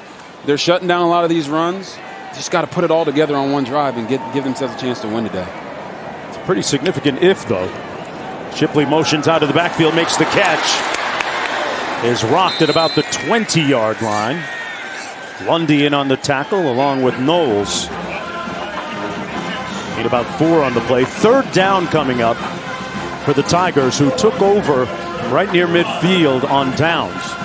After the Seminoles were unable to pick up the 4th down, the nose of the ball resting on the 20. Shipley in the backfield. Uiagalelei in the shotgun.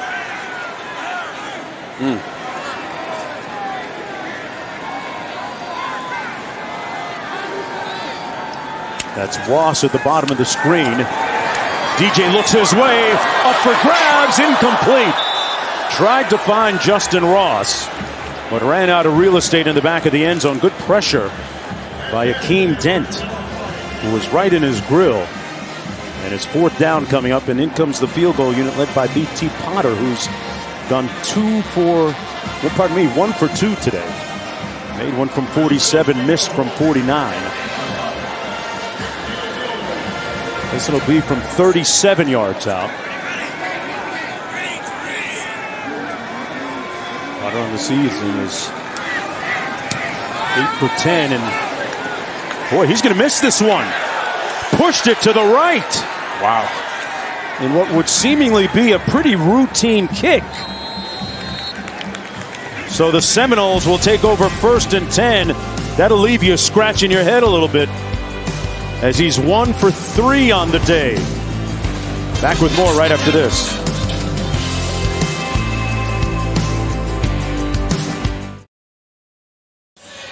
From their own 20-yard line after the missed field goal attempt by the Tigers, Treshaun Ward in the backfield. As you said, quarterback Jordan Travis. You said B.T. Potter 1 for 3 on field goals. Yeah. Clemson's just leaving points on the board right now. Travis completes it over the middle to his tight end. That's Kentron Portier. Picks up 5 on the play. Florida State's doing a nice job of just mixing in the passing concept with the run game. And you see Jordan Travis's confidence. You remember when we watched them play a few weeks ago? His confidence throwing the ball and operating this offense is through the roof. Coaches talk about that North Carolina game that they won. He got to his 3rd progression on a critical series, and that was kind of a tipping point for him. Showed his growth. Goes underneath to pick up the 1st down to Williamson. And talk about that, Robert, in terms of the subtleties of a quarterback's development. Getting that deep into your progression, how hard is that over the course? Yeah, playing quarterback is one of the hardest positions in all of football, if not the hardest position. What it's showing you is that he's getting more comfortable because he's playing more. He's getting more comfortable because he's having success. So now he's not worried about the rush or other things, that he can get through his progressions smoothly, as you just saw him do right there. Travis. Tell you what, those Clemson guys can run too on defense. Yeah, he could run on that one for sure. Hey, we're talking about inspirational stories earlier when we mentioned Justin Ross and his spinal surgery. What about this guy, Mackenzie Milton? Came back from that catastrophic knee injury in which he almost had to have his leg amputated. He said he wanted to see those young quarterbacks get in there and their opportunity. Mackenzie's ready. He's done a great job in his preparation. He deferred to the younger quarterback a couple of weeks ago when it was his time to come in. Yeah, it was last week when they were playing the Minutemen, UMass. And Brock Purdy's little brother, Chubba Purdy, went in there and played well. Toafili brought down for a gain of about 2. Just to see Mackenzie Milton back on the sidelines and able to play football is something that really keeps everything else in its proper perspective. Spent 2 years away, more than 2 years away from the game, doing arduous rehabilitation on that leg. Yeah, and you see right here, this is a guy that was in the running for the Heisman. He is the Alex Smith of college football, and he's been phenomenal for this team in their quarterback room and helping those guys develop. Definitely coaching in his future. Great football IQ. That pass complete over to Keyshawn Helton. And Keyshawn Helton is a guy that is symbolic of the progress of the Seminoles receiving corps. Remember, he had a bunch of critical drops earlier in the season. Not anymore. Not anymore. They're catching him. And right there, man, Jordan Travis is continuing to just go back and process and deliver the ball. This is a beautiful sight. And taking a shot downfield, got a man on the post and just overshot him. Went right back to Helton and missed him by inches. Man. He'd love to have that one back. Yes, you got to trust the process. And right there, he dropped back to pass, saw that he had a safety and a linebacker on one of their fastest players on the team in Keyshawn Helton, but he did not deliver. He couldn't finish it. But right there, you see him. He knows, man, if I get another opportunity to make one of those, I'm going to hit him in stride. I'm beyond impressed. Yeah. Yes, that was an incompletion, but I've been beyond impressed today with Jordan Travis and just seeing his development throughout the season.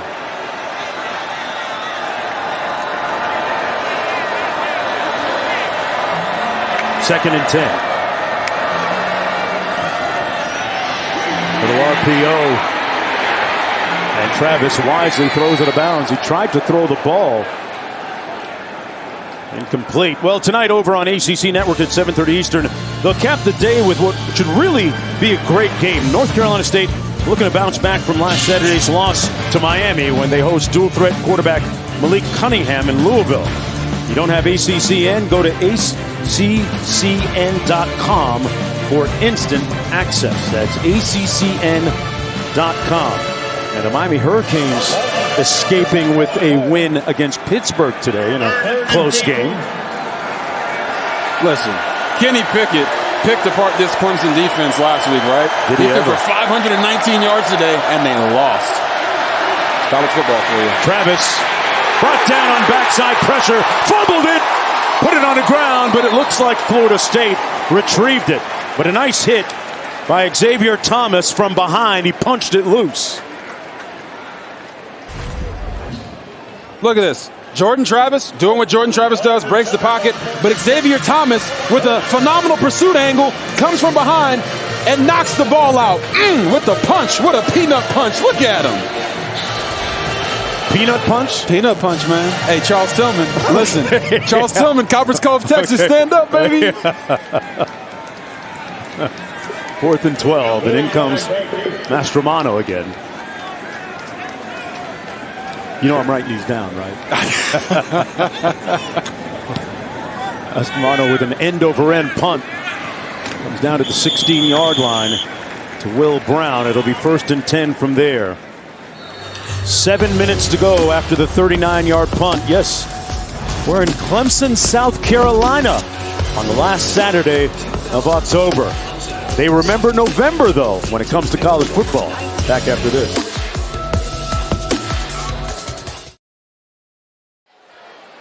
Welcome back, everyone, to Memorial Stadium. Mark Jones alongside Robert Griffin III. Quint Kesnick down on the sidelines on the eve of Halloween. I don't know about going as Robert Griffin III.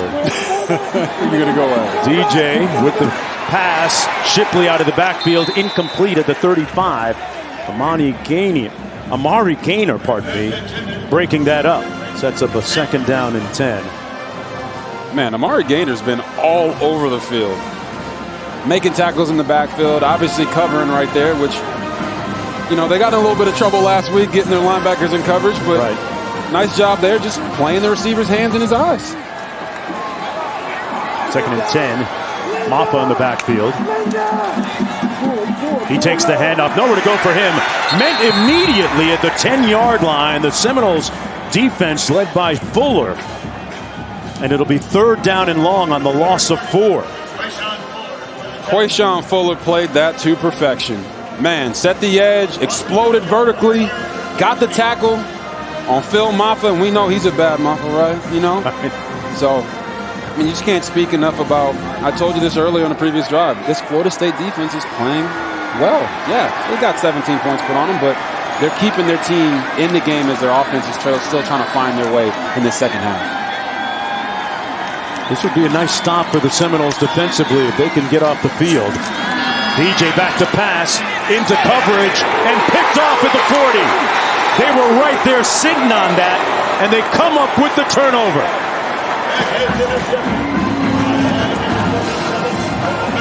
Man. Amarian Cooper with the INT. And the defense does get off the field with the football. That's her 7th interception of the season. You see it right here.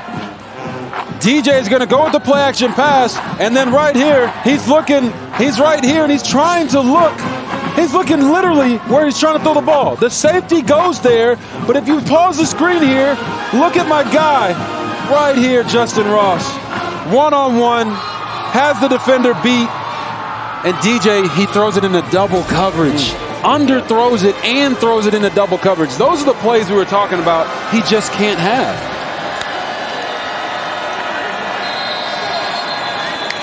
We got flags down to the field on 1st and 10 for Jordan Travis. False start. Offense number 58. 5-yard penalty. It's still first down. That's Devontae Love Taylor.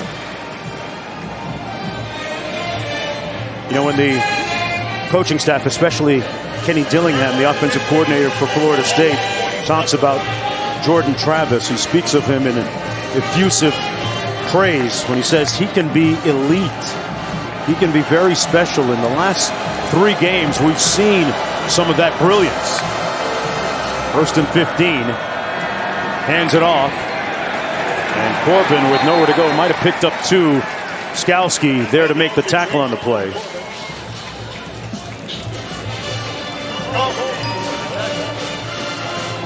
There's college football coming up. Great menu of games. Which one of those intrigues you the most there, Robert? Which one jumps off the page? Come on, it's Ole Miss Auburn, right? You got the Heisman candidate, Matt Corral, trying to stay in the ranking and actually get his team in position to possibly make the college football playoff. And then right here, number 19, SMU going against Houston. Tanner Mordecai has literally been tearing it up the entire season. 2nd and 13. Underneath, the pass complete at the 37-yard line. That's Jordan Wilson on the catch. So it'll be 3rd down and about 6 to go. And just to get back to talking about Jordan Travis and his development, you know, for the majority of his college career, everyone has doubted him and his ability to throw the ball. But he's doing it and showing it on display right now against this Clemson defense that not only can he drop back and throw it, not only can he run around and make those different plays, but he can keep his poise in a tough game, in a tough environment. 3rd and 6. Has time. Put a move on the one defender, couldn't escape the second one, and he's brought down at the 36-yard line. Short of the first down, would make it a 53-yard field goal if they want to attempt it from there. And this is where that extra point that they missed earlier looms a little bit larger than it did earlier in this game. Yeah, it does. They're going to go for it. If they would have made that extra point, right, they could possibly take a field goal. But 53 is long. I love the fact that they're opening up and allowing him to see the field and possibly make a play with his legs or his arm. Fitzgerald actually does have a long of 53. But they're going for it. And there's a flag down, a popular refrain on the afternoon.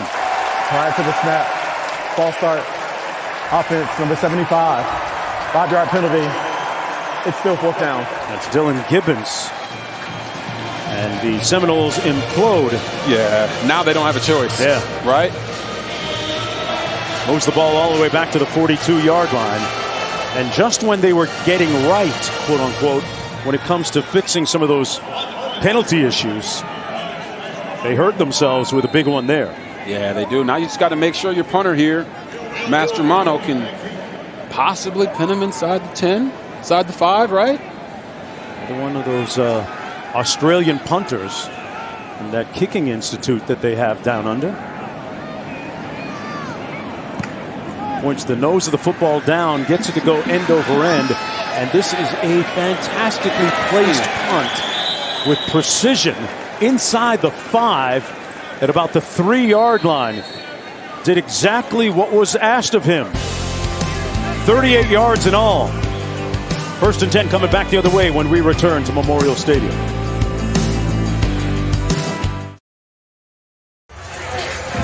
You know, if you go to Clemson, you have to sign a secret book that can be checked out of the Cooper Library, but access is restricted. Seniors this year, actually from spring and fall semester, did it virtually. That's a lot of signatures. Imagine trying to find yours over the years. Wow.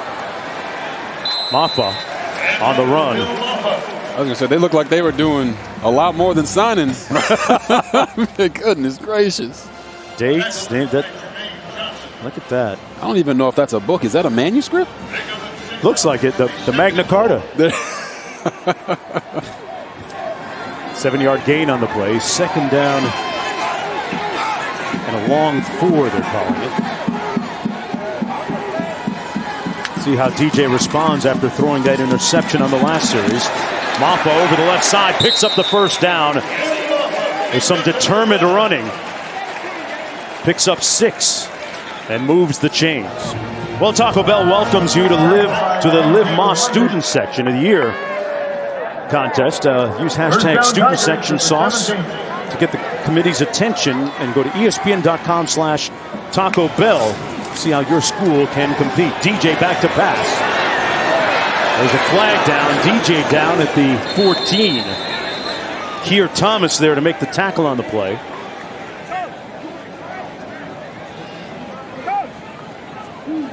I was going to say, maybe some of those students in the student section are signing that book. Who knows? Holding. Offense number 84. Penalty is declined. Second down. Okay. Second down coming up for Clemson. As that tackle was made on DJ. We saw DJ down in the field before the game. He is a bigger young man than most people would think. 6'4", 250, stout, strong. I mean, look at those thighs. Yeah. Thunder thighs. That's a big man. Every day's a leg day. Oh, for sure. He's going to run it himself. Puts his hat down and is stopped up at about the 17. Got 3 on the play. So third down coming up. Man, Florida. Seminoles defense has done well on third down last few times. They have. They're getting Clemson off the field. And if you just watch that last play, just look at how many guys were around the ball.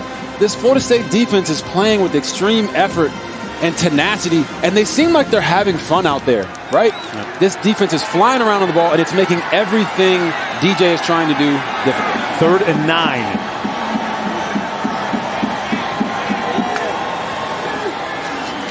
Quick 3-step drop. DJ fires a dart.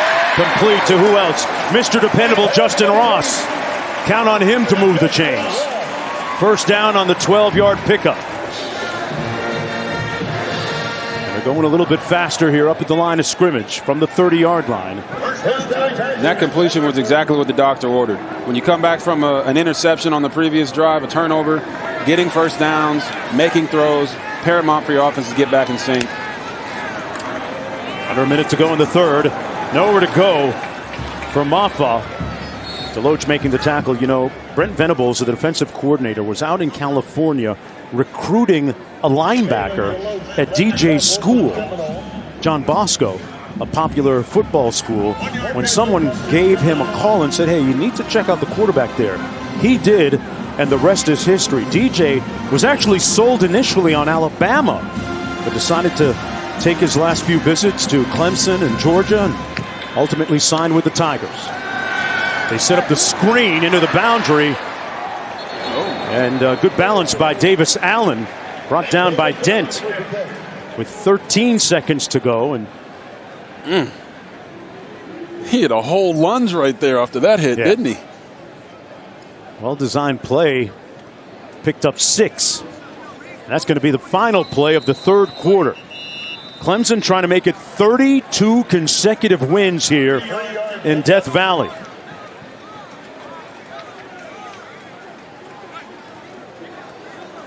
That's the end of the first 45 minutes.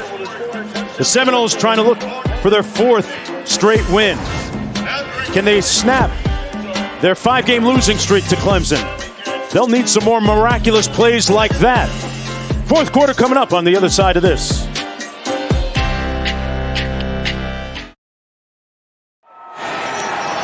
Welcome back, everyone. This is ESPN College Football delivered by Papa John's. 3rd down and 6 for DJ. Fires. Complete for the first down. Justin Ross, his safety blanket, working against Jarvis Brownlee for the reception. And they're going quick. Back up to the line of scrimmage at a 41. A 25-yard pickup. It was almost like DJ Uiagalelei airdropped that one to Justin Ross. They were on the same page, and we haven't seen that from them all year. Hands it off to Shipley. And Shipley picks up a long 2. Keir Thomas making the tackle on the play.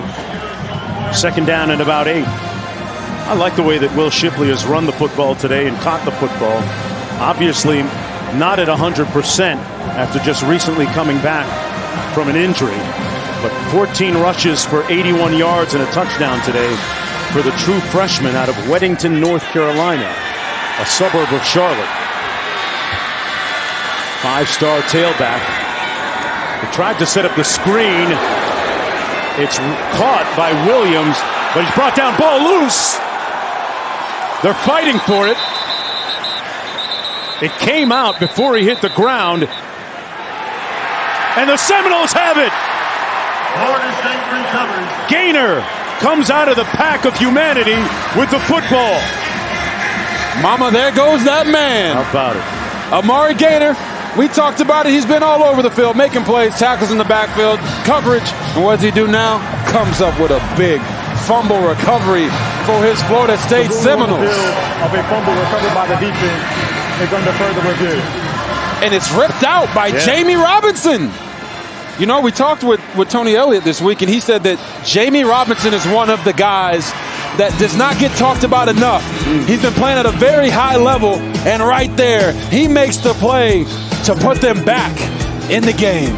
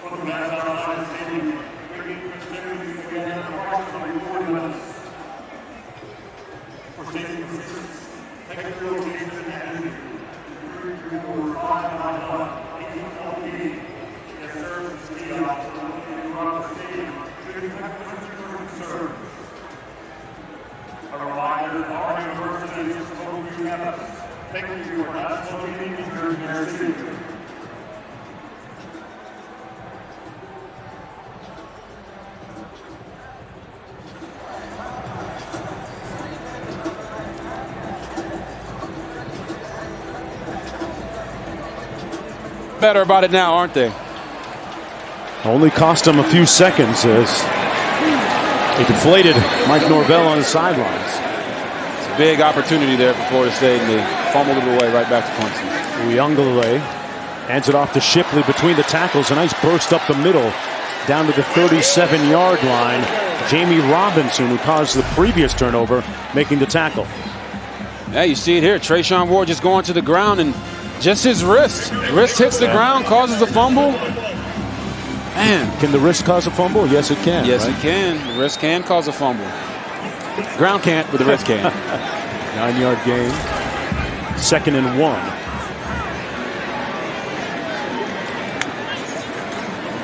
DJ hands it off again.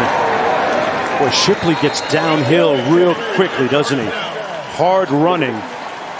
Averaging almost 5 yards a carry on the season. Talked about the praise that he earned from McCaffrey. Man, Will Shipley, he's been showing out today, and they've been using him a lot. And he's going to need a nice ice-cold bath tonight after all these hits he's taken. 94 total yards on the ground for him. 1st and 10.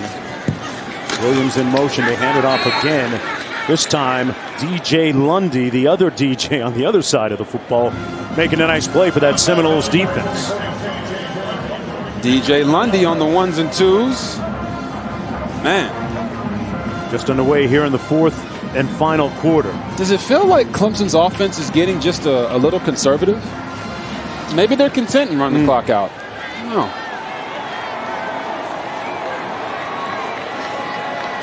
Second and 9. Uyunglele. That was coming in a little bit hot. Incomplete for Ujo. Working against Jarvis Brownlee. It'll be 3rd down and 9.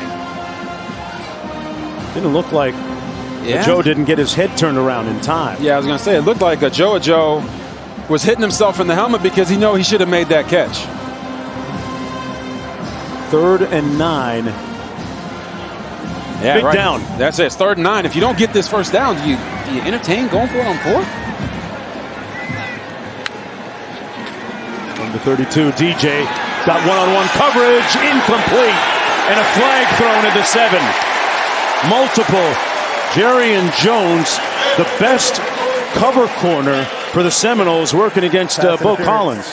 Defense, number 7, 15-yard penalty, automatic 1st down. I was gonna I was going to say, if they didn't get the first down there, you might want to entertain going for it on fourth the way your kicker is playing right now. But Jerrion Jones right here is challenging the wide receiver. And I don't necessarily agree with the call there. I don't think there was enough contact. But at the same time, Bo Collins sold it. Listen, he's taking his acting classes, people. All right? Jerrion Jones has been playing really well over the past couple of weeks. I thought he played the ball well there. Yeah, he played the receiver, didn't prevent him from getting to the ball. But listen, we're in Death Valley. Ref was a little generous with the flag there. I would agree. That guy right there made the game-changing play against North Carolina a couple of weeks ago. On the reverse, it's fumbled and picked up by Florida State. They get it right back. Jarrett Jackson off the fumble from Williams. Oh, they're going to say incomplete pass behind the line of scrimmage. It's second down. Second down coming up. Yeah, because that was forward. It's not a fumble. Okay. So they get saved there. You know, teams use this type of play to sneak in a completion to the receiver and a completion for the quarterback. So, because it was forward. Yeah, behind the line of scrimmage. And it was behind the line of scrimmage, incomplete pass. I know DJ's got to be thinking, oh, my Lord, not again. Used to seeing the ball on the ground a lot in the last couple of moments. 1st and 10 from the 17. Shipley with more hard running. Inside the 15, picked up about 4.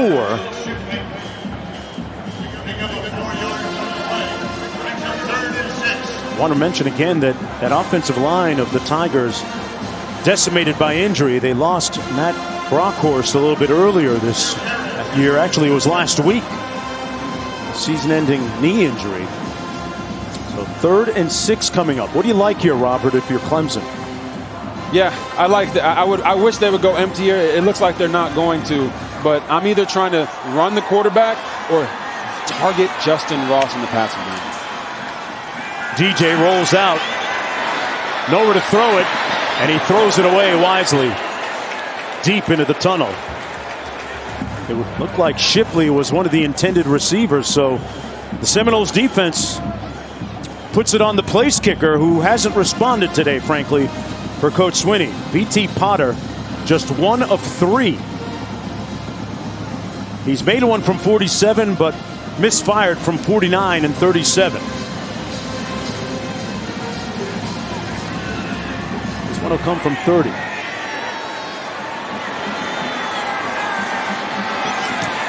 That was low, and he missed it again. He's 1 for 4. And the Seminoles dodge one, to the disbelief of everybody in attendance here, wearing Clemson orange. Dabo Swinney right now probably feeling busted, disgusted, and not to be trusted after the 3rd field goal miss.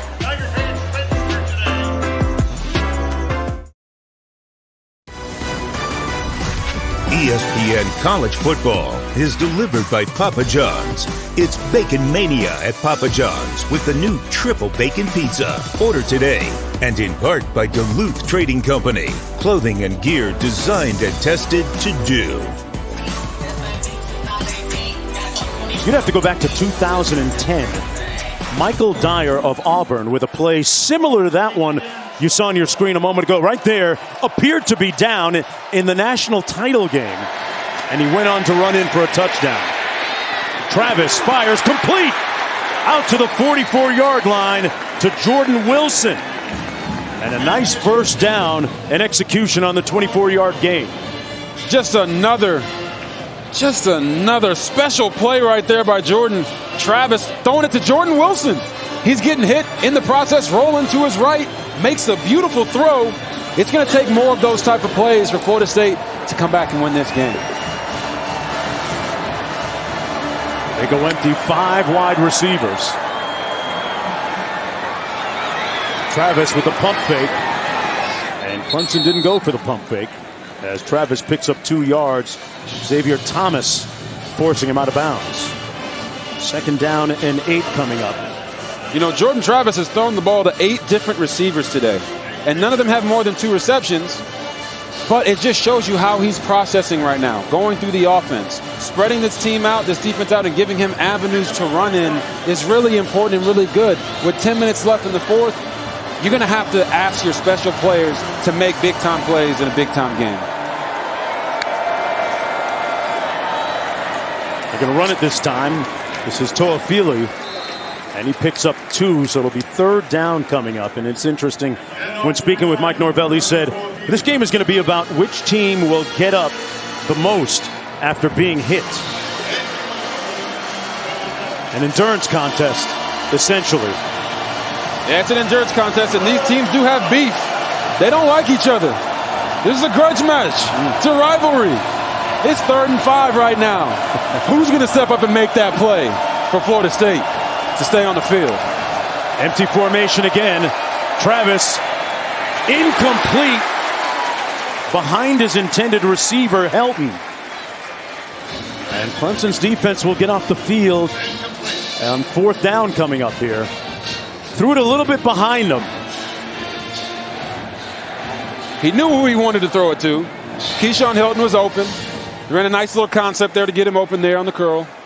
Just a little behind him. Yeah, Helton had been playing well coming into this ball game too, but that was an extremely difficult catch to make for him. That wasn't an HBO. Help a brother out. That wasn't a help a brother out. Got to give him a better ball there. There's a look at Will Brown back for this punt, standing on his own 10-yard line. Mastromano on his own 35. You got a flag. Delay of game. Offense. 5-yard penalty. It's still 4th down. Mastromano, remember, had that wonderful punt last quarter when he was able to land it inside the 5-yard line. Former Aussie rules kicker. Clint was telling us about how he was down in Australia and saw the accuracy in which Australian kickers can kick that football. Fair catch at the 13-yard line by Will Brown. 1st and 10 from there. DJ back on the field when we return to Memorial Stadium. With an update, Caleb Williams continues to be brilliant. This his 6th touchdown pass of the day. His 6th. And there's still 11 minutes to play in the 4th quarter. It is all OU. And Oregon is starting to find their stride. Anthony Brown to Devin Williams for the touchdown. Oregon up 45-14.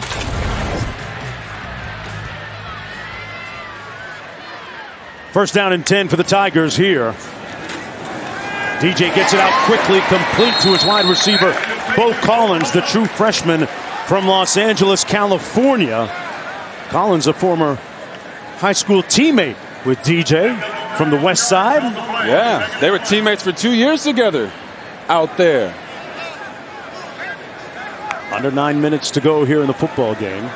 Gain of 9. 2nd and 1.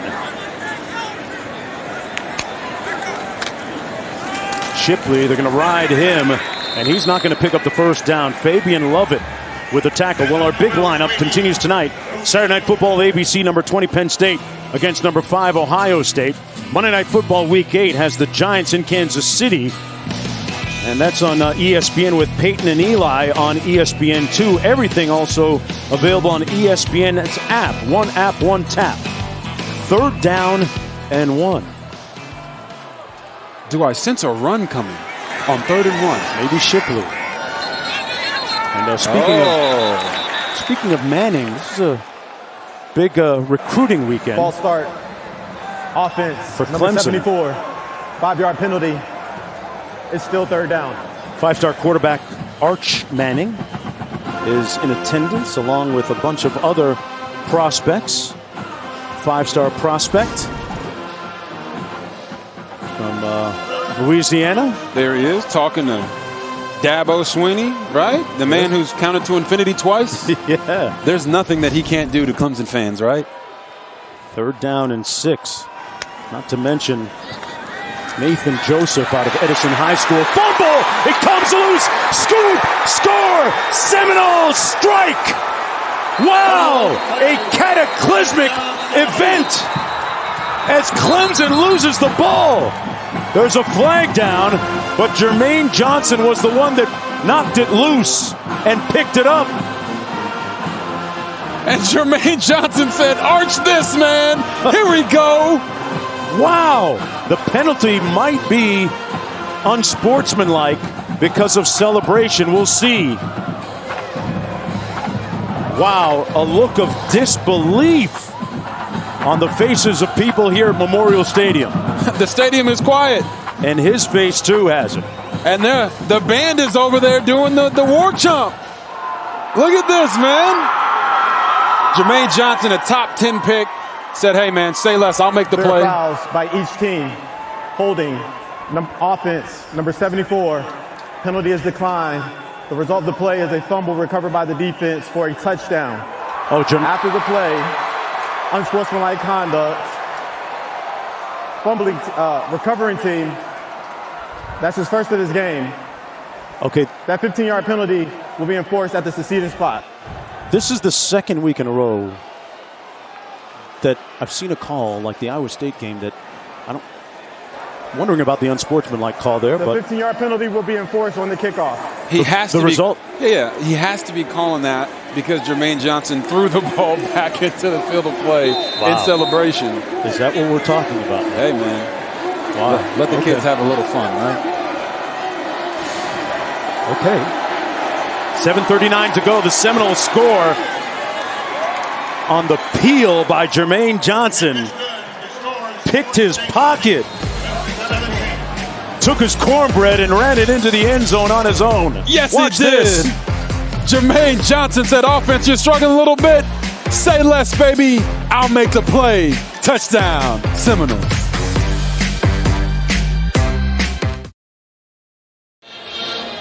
This is ESPN College Football delivered by Papa John's.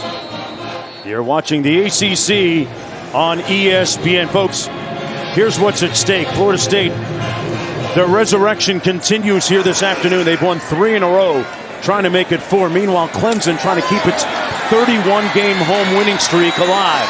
Shipley on the return, all the way out to the 38-yard line.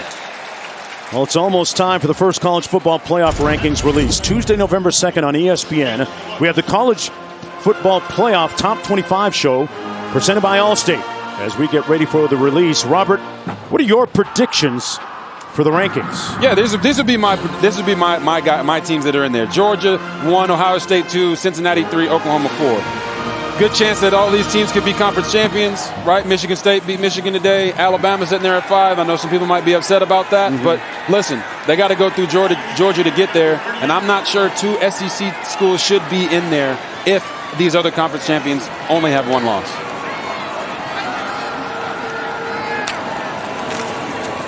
First and 10. DJ hands it off to Shipley. And fans, don't forget to go to ESPN.com/Allstate Playoff Predictor to check out your team's chances to make the college football playoff. Robert, you and I talked about this ad nauseum. We're gonna fight over Cincinnati one way or another, right? There's going to be a fight because I'm telling you, their resume is not going to be good enough to have them be number 2 on that ranking. They should be in the top 4. We'll see what happens with that group of 5 leader. Shipley wrestled to the ground. Slammed to the ground by Fabian Lovett. So it's going to be 3rd and long. And I just want to go back real quick. I still don't, I'm not crazy about that celebration or unsportsmanlike rule. Going back to that game with Iowa State last week, with that what was a call that I thought was terrible. It's almost as if officials are looking for it now. Yeah, they are looking for these taunting calls. They're trying to take the fun out of the game a little bit. But right there, just let him have fun, man. Back here, DJ under duress, sacked! Back at the 33. The Seminoles dial up a little bit of heat. Keir Thomas, the first to get there. Malcolm Ray finished it off, and it's 4th down. That's their 3rd sack, Robert. Wow, oh wow. Talked about this Florida State defensive line at the beginning, but watch how these guys decide how to meet at the quarterback Little twist game. Hello, sir. How you doing? Here's a little bit of pain for you, DJ. We're not playing no more music the rest of the night. Florida State's defensive line has been playing really well today. They're playing with energy. They're getting those taunts off. They're in the play now. Could be the start of something different for Florida State. They have the lead 20-17 with 5:36 to go. Trying to stretch their winning streak to 4. It's Statement Saturday. And our Saturday night football matchup presented by Capital One is another Big Ten battle. Number 20 Penn State in Columbus taking on number 5 Ohio State at the Shoe. 7:30 Eastern, 4:30 Pacific on ABC and the ESPN app. One app, one tap. Robert, what are the Seminoles' best chances and maybe their best opportunity to close this game out and put it on ice? First, it starts with them getting the first down, right? Because that's going to take more time off the clock, and then they can possibly put the dagger in them with a big play down the field. It's a big drive right here for both teams. Jordan Travis, 1st and 10 from the 19, and wow. Ball start. Offense. Not the way you want to start it. 5-yard penalty. It's still first down. That's their 7th penalty. Let's take a look at today's game track delivered by Papa John. Some of the cogent and pertinent numbers on the afternoon. Yeah, that Florida State defense, 3 turnovers forced. They're looking like the Florida State defense of old. Coming out here, like you said, they're resurrecting themselves. They're playing with Uncle Mo on their side. 1st and 15. Travis keeps it himself, and he got rocked. Wow, Goodrich with a good hit. Gain of 1. Boy, he wanted all the smoke on that one. He wanted all the smoke. Oh, my Lord. Mario Goodrich coming up, letting Jordan Travis know this ain't no picnic. You better bring your shoulder pads with you. Low man wins. 2nd and 14. This defense 3rd in the nation in scoring defense, allowing just over 14 points per game. Corbin in the backfield. Travis on the move and brought down from behind, and he rolls forward to about the 19. Thomas made the tackle. It's going to be a couple-yard gain on the play. Sets up a 3rd down. Man, I know Clemson's defensive line has to think that chasing Jordan Travis around all day today has been like trying to catch a rabbit. But Xavier Thomas, man, you just keep going. Keep going. Keep giving the effort. Keep giving the effort. And eventually you're going to get there. And right there he did. Thank you.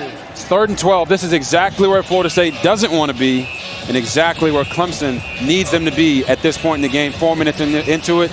Make Jordan Travis beat you with his arm. I think he can, but he's got to show it. Big play coming up here.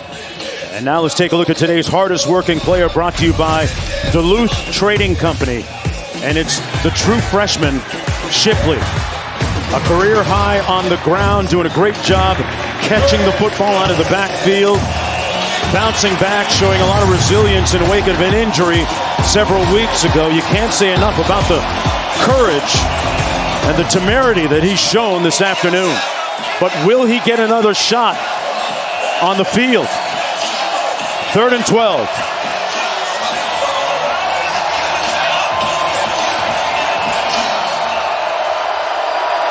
Empty formation. 5 receivers.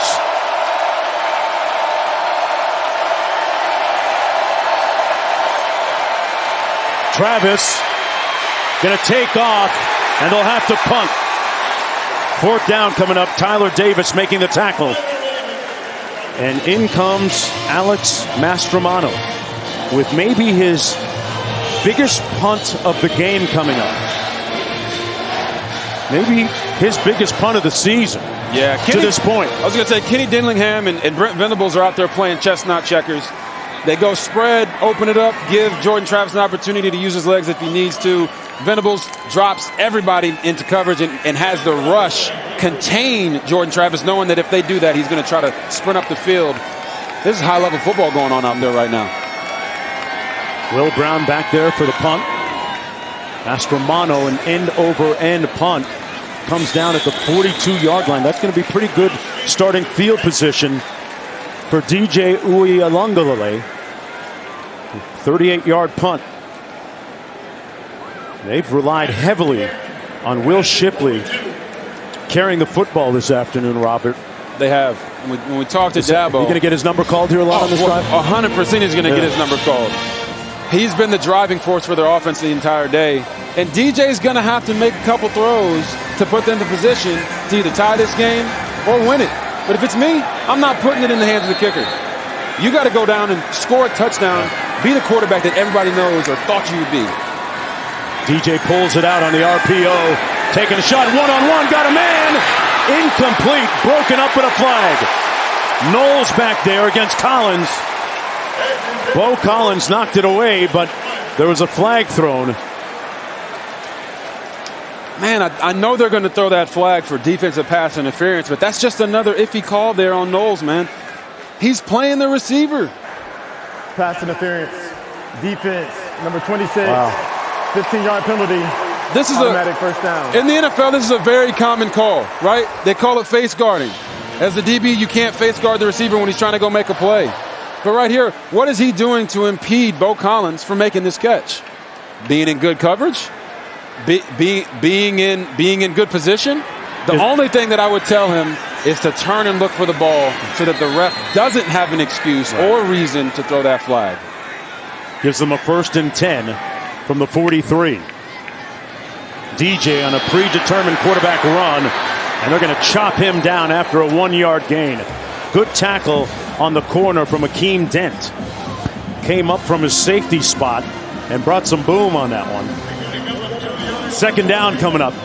Under 3.5 to play. Clemson with 2 timeouts remaining. Florida State with its full complement of 3. But keep in mind, as my partner said a moment ago, BT Potter is 1 for 4 on field goals today.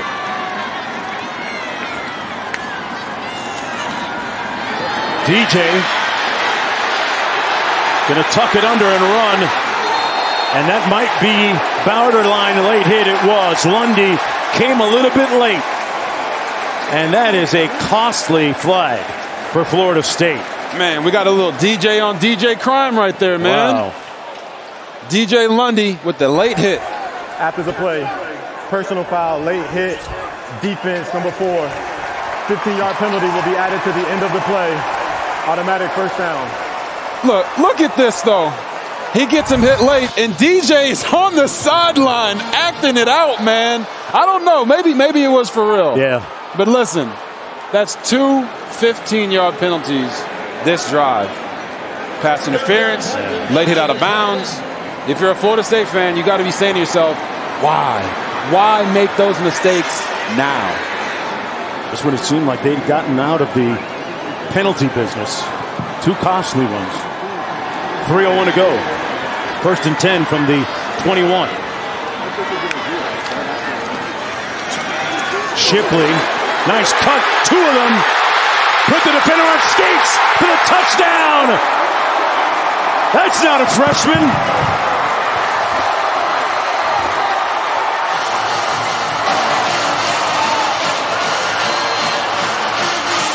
And Shipley's just carrying guys to the end zone. And believe it or not, guys, Clemson has scored more than 21 points against an FBS opponent. An offense that came into the game averaging right around 20 a game. The field of a touchdown is under further review.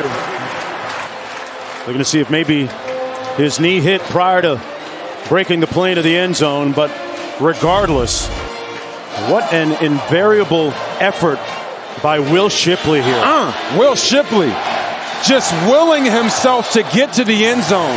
He would not be denied. Look, his knee comes down there right at the very end, but the ball has already broken the plane. That's a touchdown. Man, Will Shipley was looking like a... Let's take a look at his knee here, Robert. Yeah. See if it touched prior to...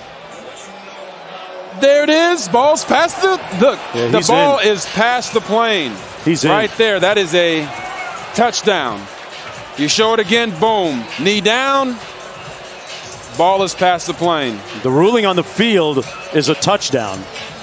And remember, there has to be indisputable video evidence to overturn the call on the field. You know, as I'm watching that run, it just reminds me of sometimes when you're in the airport, you see that family, they're about to miss their flight. Right. They will not be stopped. Yeah. That was Will Shipley just then. Yeah. Here he is. Boom. You see it again. Knee comes down. Here's the ball. Here's the call.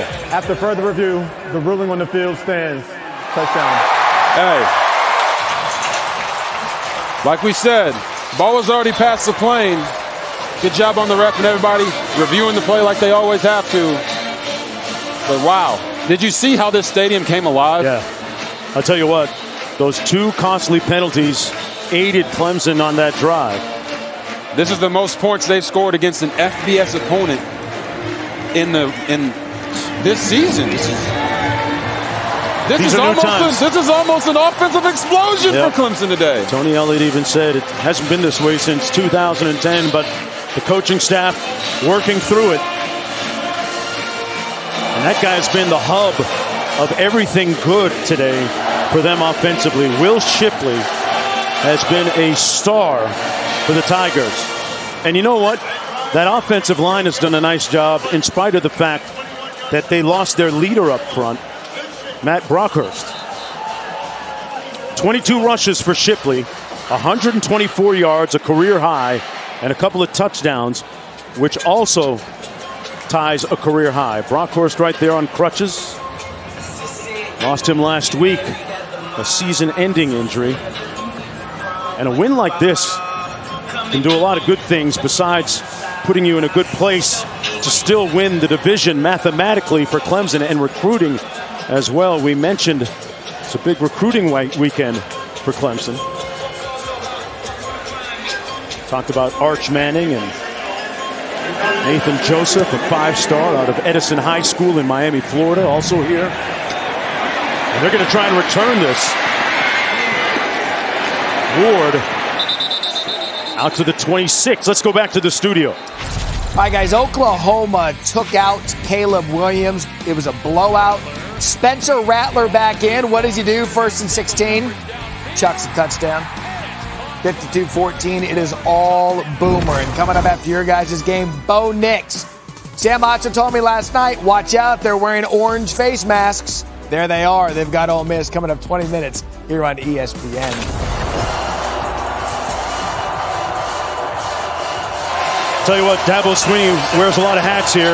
Right now, he's got the cheerleading mode all clicked in, telling the fans to make some noise. He really doesn't. Florida State 1st and 10 from the 25. Jordan Travis did it several weeks ago. The pass complete at the 31 to Jordan Wilson. Remember the 2-minute drill several weeks ago at home against Syracuse. Led his team down the field into field goal range for the game-winning field goal. Can he duplicate that? Kenny Dillingham said that gave him a lot of confidence. Can he do it again? Travis hands it off. This is Toafili, and he picks up a first down near the 40. We talked about Clemson riding Will Shipley. Well, for Florida State, you have to ride Jordan Travis. You see a play like that where he just hands the ball off, but he's still a threat, and he's opening up holes for everybody else. But he's got to play his best football right here in the last 2 minutes of the game.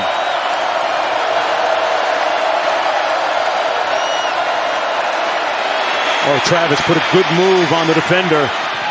Tried to thread it in there, incomplete though. Lives to play another play. Under 2 minutes to go now. Florida State with its full complement of timeouts remaining. They've got 3. Clemson with 2. Looking to keep their 3-game winning streak alive and extended. It was with his legs that Travis made those big plays with the 2-minute drill in that Syracuse win several weeks ago. But this is a different defense. But they're going to give him an opportunity to do both. Use his legs and his arms by going spread right here. Empty formation.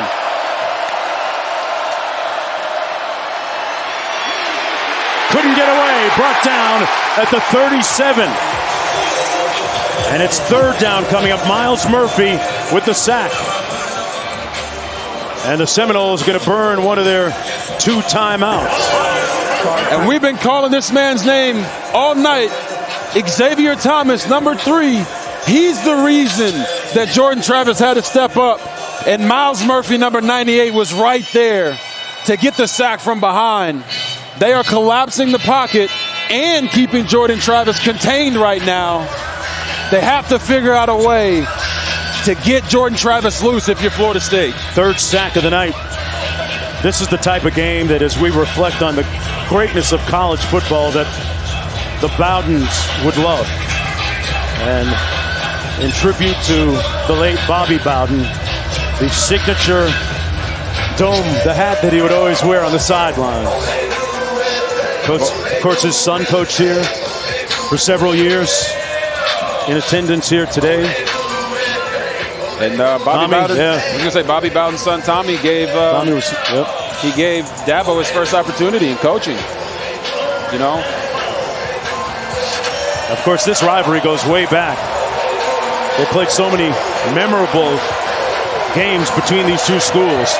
This is the 34th edition, about to go down as a potential classic as well. 3rd and 13.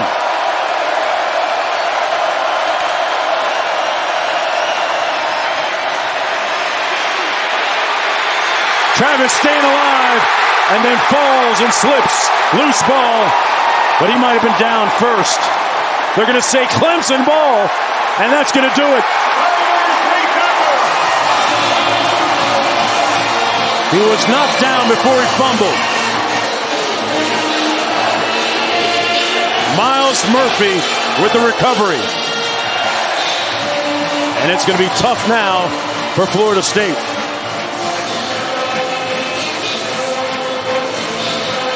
I talked about it earlier in the broadcast, how Clemson was doing a contained rush to make sure they kept Jordan Travis in the pocket. So when you see him break here from Rukororo, there's another guy waiting for him over there. He sees him, tries to get out of the play, but he might have been down. His knee actually might have been down there. That was close.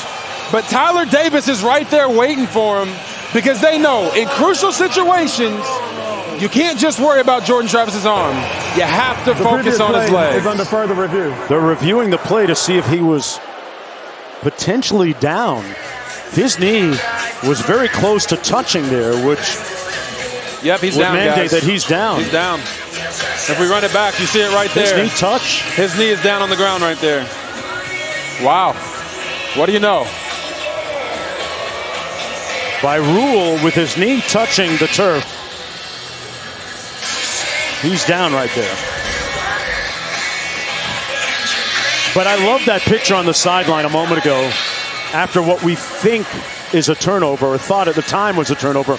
Mike Norvell calmly walked over to Jordan Travis, said something to him in a very calm voice, and let him be on his way. Coaching his guy up. Yeah, he coached him up. He wasn't sitting there yelling at the guy. You don't think if Jordan Travis fumbled right there, he knows that he messed up? Yeah. What is screaming at him in that moment going to do for him? That's big on Mike Norvell. Shows you his character. Gotta love him. It shows you his character, that in times of adversity, he's not going to lose his cool.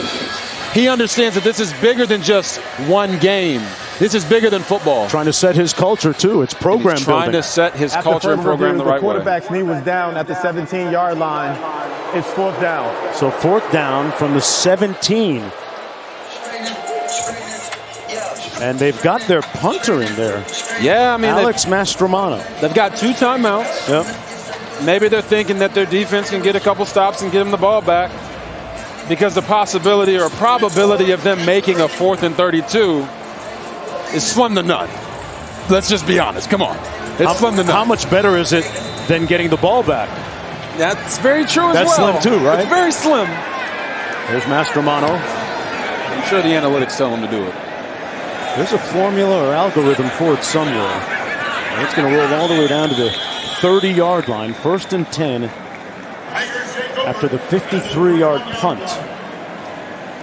DJ Uiagalelei will come back onto the field. His numbers today, 19 of 31 for 181 89 yards, 1 touchdown, and 1 interception. What do you make of the body of work today by the quarterback? It's been a mixture, right? Okay. Good and bad. Okay. I would honestly say it's been more bad than good. Really? And you don't like that. You don't want to see that from Big Cinco. But at the end of the day, he's been fighting through adversity all year. He hasn't been able to really live up to the expectations, but he's never put his head down, and he keeps going and keeps fighting every single day. Shipley peaks up about 3. Florida State with 2 timeouts remaining. Florida State. I was going to say, when you talk about putting the head down, Will Shipley keeps putting his head down and keeps going, keeps going. I know this guy's got to be sore. There's no way that he's completely healthy, but he's given everything he possibly can for his team today. You see him catching balls on screens. You see him making runs and making guys miss, taking the hits and getting back up, catching the ball when it's just a little bit behind him and getting vertical, and then going into the end zone, scoring touchdowns. He's carrying people. He's carrying this team right now. And I don't think there's anybody on the field that's more happy for his success and what he's been doing today than DJ Uiagalelei, because it's taken pressure off of him. And some of the mistakes that he's made have been overshadowed by the performance of Will Shipley. 23 carries for 127 yards and 2 touchdowns. Maybe that's part of the big picture plan from here on in for the Clemson Tigers. That did look a little Christian McCaffrey-like, you know, on that last run. It did. 2nd and 7. Native of Weddington, North Carolina, just outside Charlotte. Gets the call again here, and he's going to be stopped after a short gain. Florida State with 1 timeout remaining, and they're going to burn it here. Robert Cooper making the tackle. Well, DJ, if he gets his team to win, really, in the final analysis, that's all that matters. It really is. It really is all that matters. And it's interesting because Dabo's such a prideful guy. Right. Would you say? And he's kind of felt disrespected by the criticism of his program, his coaches, his players. And we definitely felt that. That's part of the landscape. It's part of the landscape. And we definitely felt that in our meeting with him this week during the call. But it's hard. Look, it's hard to win games at any level of football, high school, college, or the pros. And when national championship is the expectation, when you're 4-3, it feels like the sky is falling. Right. And for these faithful here, the Clemson Tiger fans, they don't want their program to go down the same route that other programs that were top programs went over the last couple of years.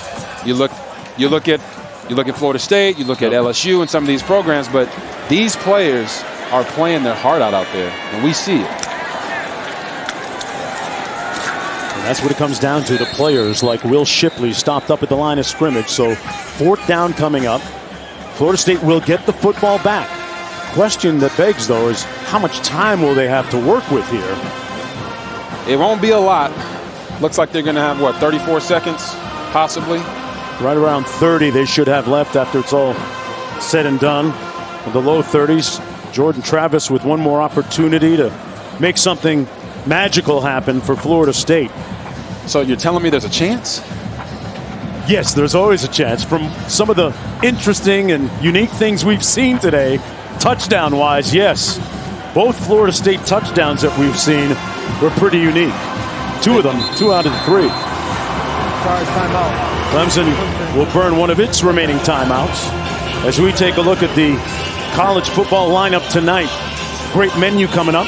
Ole Miss Auburn after this one, SMU Houston, Penn State Ohio State on ABC, UCLA in Salt Lake City, and Virginia BYU, who's back in the top 25 on ESPN2. But you had a good comment a moment ago about Clemson and their program, and it's no secret that under Coach Swinney it's a very faith-based program, and part of that faith and belief, there's an element of humility in there, and it's all part of the grand equation, sometimes whether you like it or not. That's very true. There's been a number of times in my career that someone said something about me that I didn't like, and you have to handle it with poise, confidence, and an appreciation of professionalism. 4th and 6, and the punt coming from Spires. Clemson, their 3rd and final of the half. It will be 30 seconds.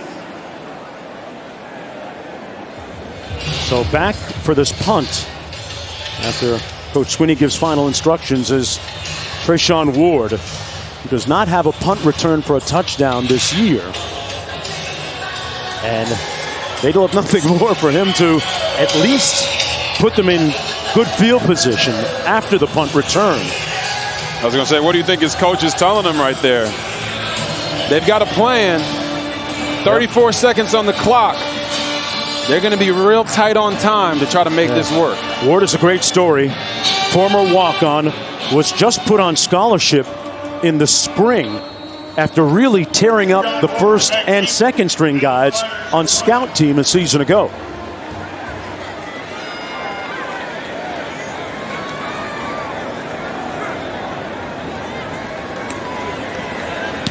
Fires a low line drive punt. Gets a fortuitous bounce inside the 10. That's about as good as you can draw it up if you're the Tigers, right, Robert? Yes, it is, and it's just another special teams play that just makes you scratch your head for Florida State. Last week they had a kickoff return that they had a fumble the first play of the game, and then they fair caught two punt returns inside the 10. Right there, you got to do everything you possibly can to get the ball and scoop it and go. Scoop it and go. Yeah. I don't understand what happened right there. But you can't just let it trickle down. Yeah. Now you guys got 23 seconds. 23 seconds to go. 91 yards? Man. Yep. They're going to need another one of those Lawrence Toafili type plays to happen for this to make it possible for Florida State. Jordan Travis, first down and 10. From his own 9.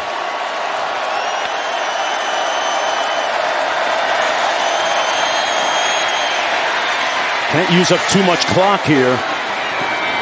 Pass complete at the 33, but using precious time, neither team with a timeout remaining. And we got a flag down. He might have crossed the line of scrimmage. He was dangerously close.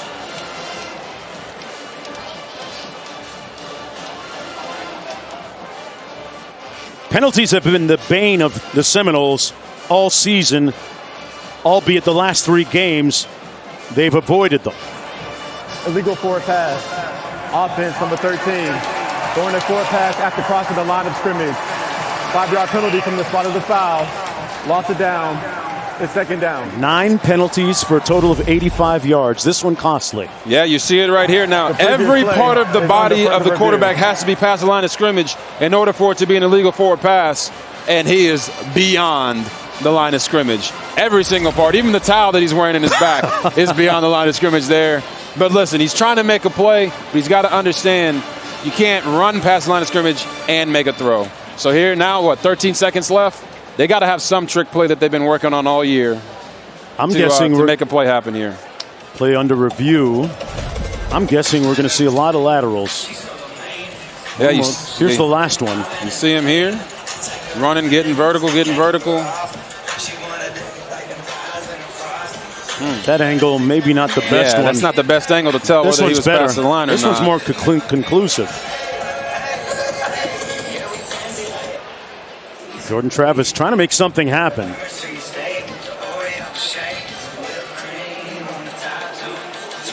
It's when he releases it. It's actually closer than you thought.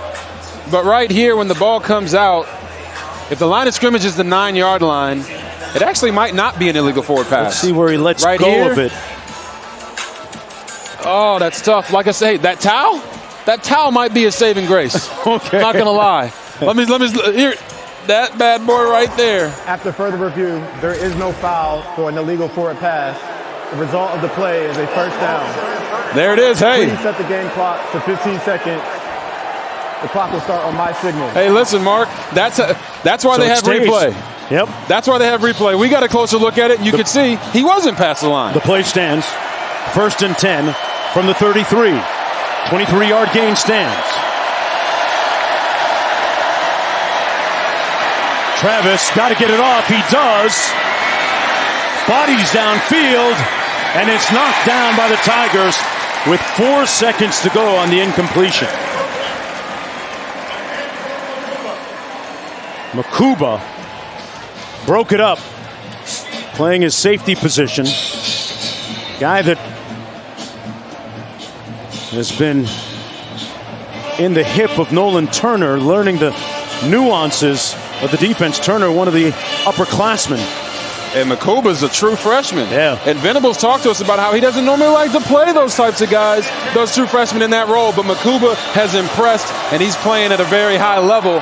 And he's been doing it all year, not just today. This year's a little different for the Tigers. Let's see if Florida State can get a miracle. 4 seconds to go. Travis, little hook and lateral. And here we go. Travis scoops it up. They're still alive. That went backwards, but it's loose on the fumble. Boy, this is going to be interesting if it's a touchdown. It is.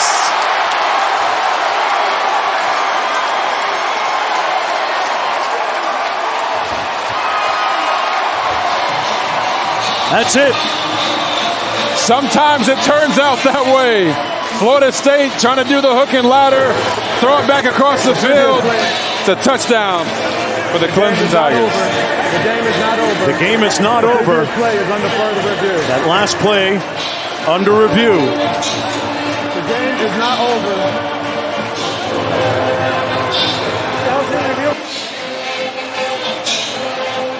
Well, nobody else knows that the game hasn't ended. Not over. The play is Someone needs to tell Dabo.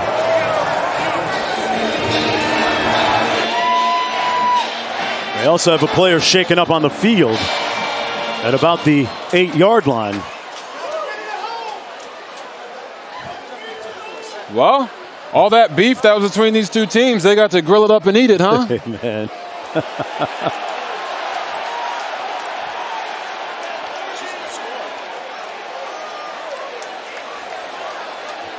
Will Shipley was the guy that did a lot of the heavy lifting offensively for Clemson.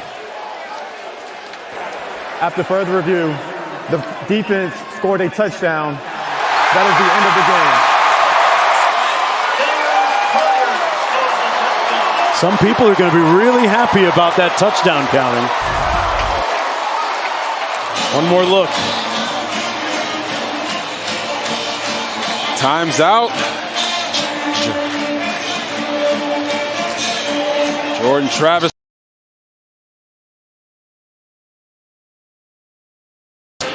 Touchdown. Guess his knee didn't touch before he got into the end zone. It looked like it touched, but the ball probably had crossed the plane. Don't say that. They may look at it again. Oh, no. Not another review. For the Clemson Tigers, 32. Count them. 32 consecutive home wins. And the DJ got to spin a little bit tonight. 24-20 the final. Ole Miss Auburn coming up next. For Quint Kesnick, Robert Griffin, and our entire crew, I'm Mark Jones saying so long from Clemson.